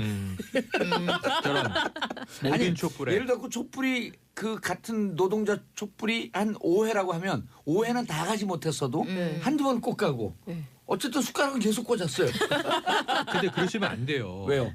계속 가야 기억해 돼요? 보시면은 예전에 이 박근혜 야당 대표 시절에 네. 이 사학법 개정 반대 네. 촛불 시위가 있었어요. 예. 거기도 나가셨어요? 거기도 가신 거예요? 아니 거기는 진짜 농담 아니고 황우여 그때 네. 당시 교문위원장. 교문위원장에게 네. 대구에서 당신들 집회할 때 내가 가서 설명하겠다. 그러니까 황우여 위원장이 뭐라는 줄 알아요? 그러면 그거 계란 맞고 돌 맞고 그래. 그래서 괜찮아요. 그러니까 당신이 정치적으로 큰다 말이야. 그러면 그렇죠. 그거 가고 싶었어요. 예. 그래서 어쨌든 이제 신스틸러가 개막식 때 이 1시간 넘게 춤을 추었던 자원봉사자들이었다. 예. 그래서 이제 문재인 대통령이 아 우리 방문을 해서 모르는 분들 알지. 신 스틸러는 무슨 뜻이에요? 신스틸러는 예. 이 드라마에서 예. 주연이 아님에도 불구하고 음흠. 영화나 드라마에서 시청자나 관객의 눈을 한 방에 사로잡는 예, 그 씬을 네, 씬을 훔쳐오다. 끌어당긴다, 아. 훔친다. 예. 씬 도둑 이렇게 해야 되겠네요. 네. 씬 도둑, 장면 그래서, 도둑. 예, 장면 도둑. 장면 장면 도둑 도둑. 좋네요. 그래서 이번에 이제 문재인 대통령, 김정수 여사 자원봉사자 위로 자리에서 또 선물을 후한 선물을 풀었습니다. 예. 기쁘다 선물 오셨네. 머플러인가요? 머플러. 예. 빨간색의 예. 흰 줄이 있는 예쁜 머플러. 예, 그러니까요. 자, 그 올림픽 와중에 또 대통령께서 남북 네. 정상회담을 우물과 숭늉에 비유했다. 네, 이게 뭐냐면 그 남북 정상회담 얘긴데요. 예. 아 이게 문재인 대통령이 운전석에 앉았는데 재벌들이 얼마나 이 정치인들 행정가를 우습게 봤겠어요. 그렇죠. 이 사실 뭐 이명박 전 대통령도 상당한 부자잖아요. 근데 이게 소송 비용 아, 소송 비용 그 10억 원 이렇게 40억 원. 그냥 물론 어디 서민들한테 굉장히 큰 돈입니다만. 네. 40억도 10억. 어디 갖고 이시영 아들 둘이 그냥 살아도 부자 아니에요. 그렇죠. 아니 부자지간이니까. 아. 네. 아버지 이명박 아들 이시영 부자지간으로 그냥 좀 어디가 살았으면 좋겠어요. 이렇게 국민들 신경 안 쓰게. 네. 그 부자가 그 부자는 예. 아니는. 네, 아닌. 네. 아니. 그렇군요. 네. 당황해서 말이 꼬이네요. 예. 이것도 있는데 그 아울러 서울 동부지검 다스 수사팀이 그 이명박 전 대통령 일가가 그 기존에 알려진 비자금 120억 외에 이 100억 원대의 비자금을 추가 조성한 사실도 새로 밝혀냈다. 예. 네, 이런 보도도 나왔습니다. 이 다스의 임직원들이 검찰에 소환되면서 이런 사실들을 줄줄이 털어놨다고 하는데요. 예. 다만 이 기존에 알려졌던 비자금 120억 근데 이거를 정호영 전 특검이 격리 직원의 개인 횡령으로 몰고 검찰에 이걸 수사를 입첩하지 않았었잖아요. 예. 근데 이 부분에 대해서는 기소하지 않는 쪽으로 방침을 정한 것 같다. 네, 이런 언론 보도가 나왔습니다. 기소하지 않는다. 네. 왜요? 이유는 뭐가 뭐 딱히 드러난 건 없는데 예. 네, 이 부분을 기소하지 않겠다는 방침이라고 하네요. 이 왜요? 공소시효가 내일 모레라고 해요. 이틀밖에 안 남은 건데 이 이틀 안에 빨리 기소를 해야 아니죠. 100억 추가된 넘어갈 것도 텐데. 2007년 그 무렵인가요? 그 이후 무렵인가요? 그 이후는 공소시효가 5년도 남았는데 네, 그 무렵인 것으로 그 무렵인 것으로. 언론 그래서 보도에 나와 있습니다. 기소하지 않겠다. 네, 그러니까 기소하지 않겠다는 부분은 이 비자금 120억 원을 검찰에 넘기지 않은 부분, 예. 네, 이 부분인 걸로. 네. 예. 그러면은 그 배임 횡령도 기소하지 않겠다는 거예요? 아니면 검찰에 알리지 않은 정호영 특검을 기소하지 않겠다는 거예요? 정호영 특검을 기소하지 않겠다는 겁니다. 아, 이 기소하지 검찰에 않겠다. 알리지 않은 그 혐의를 그 기소하지 내용은 않겠다는 기소하지 거죠. 않겠다. 네네. 이미 자료는 갔는데 꼭 집어서 얘기하지 않았기 때문에 네. 문제는 있다라고 볼 수 있지만 굳이 그걸 범죄 행위로 볼 수는 없다. 근데 사실 그것도 좀 의아한 거죠. 네, 네. 의아한데 어쨌든 뭐 검찰이 제 식구 감싸기다라고 비판하게 되면 할 리가 없죠. 네, 그렇습니다. 너무 깊이 들어간 건가요? 우리 사람들이 잘 이해를 못하는데 그냥 이렇게 통 짚고 넘어가면 그렇죠. 뭐 추가로 뒤에서 또 얘기를 하는 걸로 안 잘 할 알고 것 있어서. 같은데. 네. 아, 그래요? 알겠습니다. 자, 또 두 번째 뭐가 뉴스. 있죠? 네. 예. 이 산업통상자원부가 권성동 자유한국당 의원을 채용 비리 의혹으로 경찰에 수사 의뢰했다고 네, 한겨레가 보도했습니다. 예. 이 강원랜드 채용 비리 의혹에도 연루되어 있는 권성동 의원인데요. 이 권성동 의원실의 전 비서관 김아무개 씨는 지난 2013년에 이 광해관리공단이라고 있더라고요. 예. 이 광산 개발로 인한 환경 피해 문제를 해결하는 공공기관인데요. 예. 이 광해관리공단에 채용이 됐었다고 합니다. 그런데 이 과정에서 관련 규정 위반 및 인적성 점수 조작 등이 있었다는 것이 이 산업통상자원부 측 설명이라고 하는데요. 의혹은 크게 두 가지인데 이 광해관리공단이 2013년에 그 김 전 비서관을 뽑을 때 이 예. 공단 기획조정실장 면접만 보고 특별 채용했다라고 해요. 그게 일단 하나인 거고 예. 두 번째는 2016년에 이 사람이 정규직으로 전환이 됐었거든요. 이 전환 과정에서 그 정규직 전환을 위해서 그 채용 공고를 따로 냈는데 예. 이 모집 공고에 완전히 이 김 전 비서관을 위한 맞춤형 채용 공고, 네, 이를테면 이제 국회 경력을 요구한다거나 아니면 김 전 비서관의 전공 출신만 뽑겠다고 공고를 한다거나 근데 그런 부분들이 좀 있고 그리고 그 인적성 시험 점수도 조작했을 가능성이 있다. 네, 이렇게 두 가지 큰 갈래로 나눠져 있습니다. 근데 그러니까 이렇게 문제가 있는데 어떻게 권성동 법사위원장은 네. 그거를 수사 외압을 받았다라고 그 폭로한 네. 안지현 검사인가요? 폭로한 사람은 안미연 검사입니다. 안미연 검사. 그분을 어떻게 고발하는 이런 뻔뻔함이 있을 수 있을까? 그러니까 정치인들이 이렇게 뻔뻔하게 보니까 정치인들 계속 못 믿고 그러는 거거든요. 근데 좀 의아했던 거는 이 안미연 검사를 고소를 했을 때 예. 허위사실 유포나 아니면 명예훼손 이게 아니라 예. 통신비밀보호법으로 알고 걸었다고 있는 하더라고요. 비밀을 그 얘기했다. 그럼 내부 고발자가 알고 있는 거 비밀 얘기해줘? 모르는 비밀을 얘기합니까? 그렇죠. 내부 고발자는 당연히 그럼요. 내부에서 알고 있는 비밀을 얘기하는 앞으로 건데. 이제 이 권성동 법사위원장 논리대로 하게 되면 네. 내부 고발자들은 아무것도 알리면 안 돼요. 다 통신비밀법으로 걸어버려야 돼. 그렇죠. 그러니까 그 그게 무슨 폭로한 말 같지도 않은 소리야. 이 폭로한 내용이 거짓말이다 이걸 건 게 아니라 예. 왜 폭로했냐라고. 그러니까 네가 걸었다라고 알고 볼 있는 수도 있는 정보로 거죠. 내부 고발자가 왜 나와요? 네, 내부에 그렇습니다. 팍팍 섞고 적폐를 어떻게 청산해 그럼? 그렇죠. 그 뭐 내부 고발자가 있어야 예. 되고 또 아니, 내부 우리 고발자는 보호를 받아야 되니까. 정상 기자가 네. 권성동 위원장이라고 하고 내가 질의할 테니까 답변해 보세요. 아니 아니요. 그럼 내부 고발자면 고발자 다 무서워요. 알고 있는 사실을 하는데 그거 고발하면 어떻게 하라는 거예요? 아, 그럼 제가 그걸 모르고 있는 걸 얘기합니까? 네.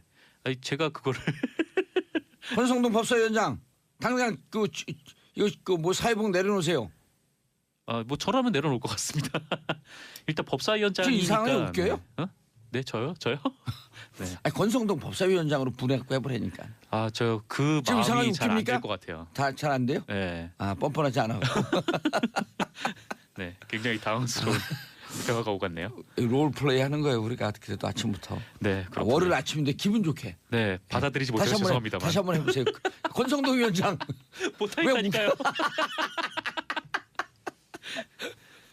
연극가 안 나왔어요? 네, 아 그렇구나. 전혀 그쪽이랑은 연관이 없습니다. 무슨 과 나왔어요? 저는 역사 공부했습니다. 아, 역사적으로 생기셨어 역시. 아 그래요? 역사적으로 생긴 거는 어떻게 생긴 거죠? 뉴스를 역사심이. 아 다음 네. 뉴스. 라디오에 좋은, 사역을 좋은 하겠습니다. 소식이네요. 네, 예? 그 렉스 틸러슨 미국 국무장관이 북한의 대화 신호를 기다리고 있다라고 예. 밝혔습니다. 이 대화 북- 시그널을 기다리고 있다. 네, 북미 대화 가능성이 한층 높아진 것이죠. 어허. 이 틸러슨 국무장관은 현지 시간으로 17일 그 미국 CBS 방송에 그 60분이라는 프로그램이 있더라고요. 예. 이 프로그램에 출연을 해서 그 외교 수장으로서 내 역할은 우리가 채널을 열어놓고 있다는 사실을 북한이 알도록 하는 것이라면서 이 현 시점에서 그러니까 북한에게 할 말이 없어서 내가 많은 메시지를 보내진 않지만 그들이 대화할 준비가 됐다고 알려오는지는 유심히 듣고 있다라고 밝혔습니다. 다만 이제 틸러슨 장관은 우리는 그들에게 대화 필요성을 납득시키기 위해 그 당근책이 아닌 커다란 몽둥이를 사용하고 있다. 그러니까 미국과 동맹국들의 강력한 대북 제재 압박이 북한에 통하고 있다라고는 말했는데요. 예. 뭐 종합해 보면은 뭐 대북 압박 기조는 이어가지만 이 대화가 가능하니 북한에서 신호를 보내라 이런 뜻으로 네, 읽힙니다. 그 신호가 어떤 신호인지는 네, 조금 더 두고 봐야겠지만요. 예. 틸러슨 장관은 지난 12일에도 그 북미 대화의 시기는 북한에 달렸다 이렇게 아하. 말하기도 했었고요. 그 한편 문재인 대통령은 17일 그 평창 메인 프레스 센터를 찾아서 그 내외신 기자들에게 이 정상회담에 대한 많은 기대를 하지만 마음이 급한 것 같다. 네, 이렇게 말하면서요. 지금 이뤄지고 있는 남북 대화가 미국과 북한의 비핵화 대화가 함께 이뤄지길 기다리고 있다. 아하. 네.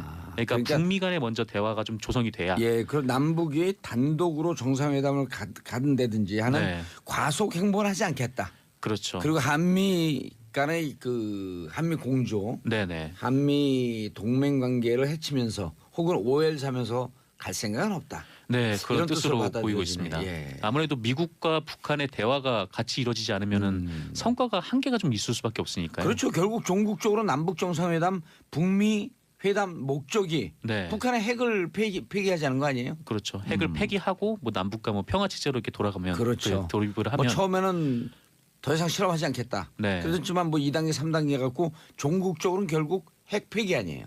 그렇죠. 이제 핵 폐기로 이제 나아가는 길이 그렇죠. 그게 방법인데 네, 어쨌건 그 문재인 대통령은 좀 이렇게 북미 간 대화와 함께 남북 대화가 이렇게 같이 병행돼야 된다. 예. 좀 그런 의미인 것 같습니다. 알겠습니다. 메르스 정부 부실 대응 책임 인정 법원 판결 나왔다. 정부 부실 대응 책임 있다. 네, 그렇습니다. 오호. 메르스 사태 당시에 부실한 초기 대응 등 이 정부의 예. 책임을 인정하는 법원 판결이 나왔는데요. 이 지난 2015년에 메르스 사태가 있었는데 이때 총 186분이 감염이 돼서 38분이 숨졌었어요. 예. 이 당시 정부의 대응이 좀 황당했는데 뭐 낙타랑 접촉하지 말라라든가 아니면 뭐 유언비어를 차단하겠다면서 또 모든 정보를 다 차단을 해버린다던가 또 이제 또 살려야 한다라는 그런 네, 종이를 붙이고 또 이제 박근혜 전 대통령이 병원에 갔을 때 좀 있었던 그런 총국도 좀 있었죠. 무슨 나라를 그렇게 운영을 해요. 진짜 무슨 초등학교 뭐죠 학교에 하는 것도 아니고. 네, 게다가 이제 뭐 감염 사태라는 이런 살려야 한다. 국가적 진짜 그거 네, 기억나네요. 그렇죠. 거기다가 무슨 의지를 보이는 것처럼. 그것도 궁서체로 네, 적어가지고 궁서체인지 어떻게 알았어요 또. 아니 궁서체는 이게 티가 나잖아요. 아, 네. 반드시 살려야 한다. 네, 살려야 왜 한다라고 착하게 살자 써있었죠. 그러지? 이마띠 들고 착하게 살자. 반드시 살려야 한다. 네, 어? 그걸 자, 때문에 이제 패러디가 본물처럼 나왔었죠. 아, 이 어쨌건 이후에 이 메르스 30번 환자가 국가를 상대로 소송을 내서 예. 네, 서울중앙지법이 국가가 이모 씨에게 1,000만 원을 배상하라 이런 원고 승소 판결을 내렸습니다. 알겠습니다. 정상 기자님 수고하셨습니다. 네, 감사합니다. 네, 오늘 커피 마시죠? 네, 네, 제가 맛있네요. 쏜 겁니다. 네, 잘 먹겠습니다. 자, 저는 2부 최박장으로 돌아옵니다. 채널 고정하소서.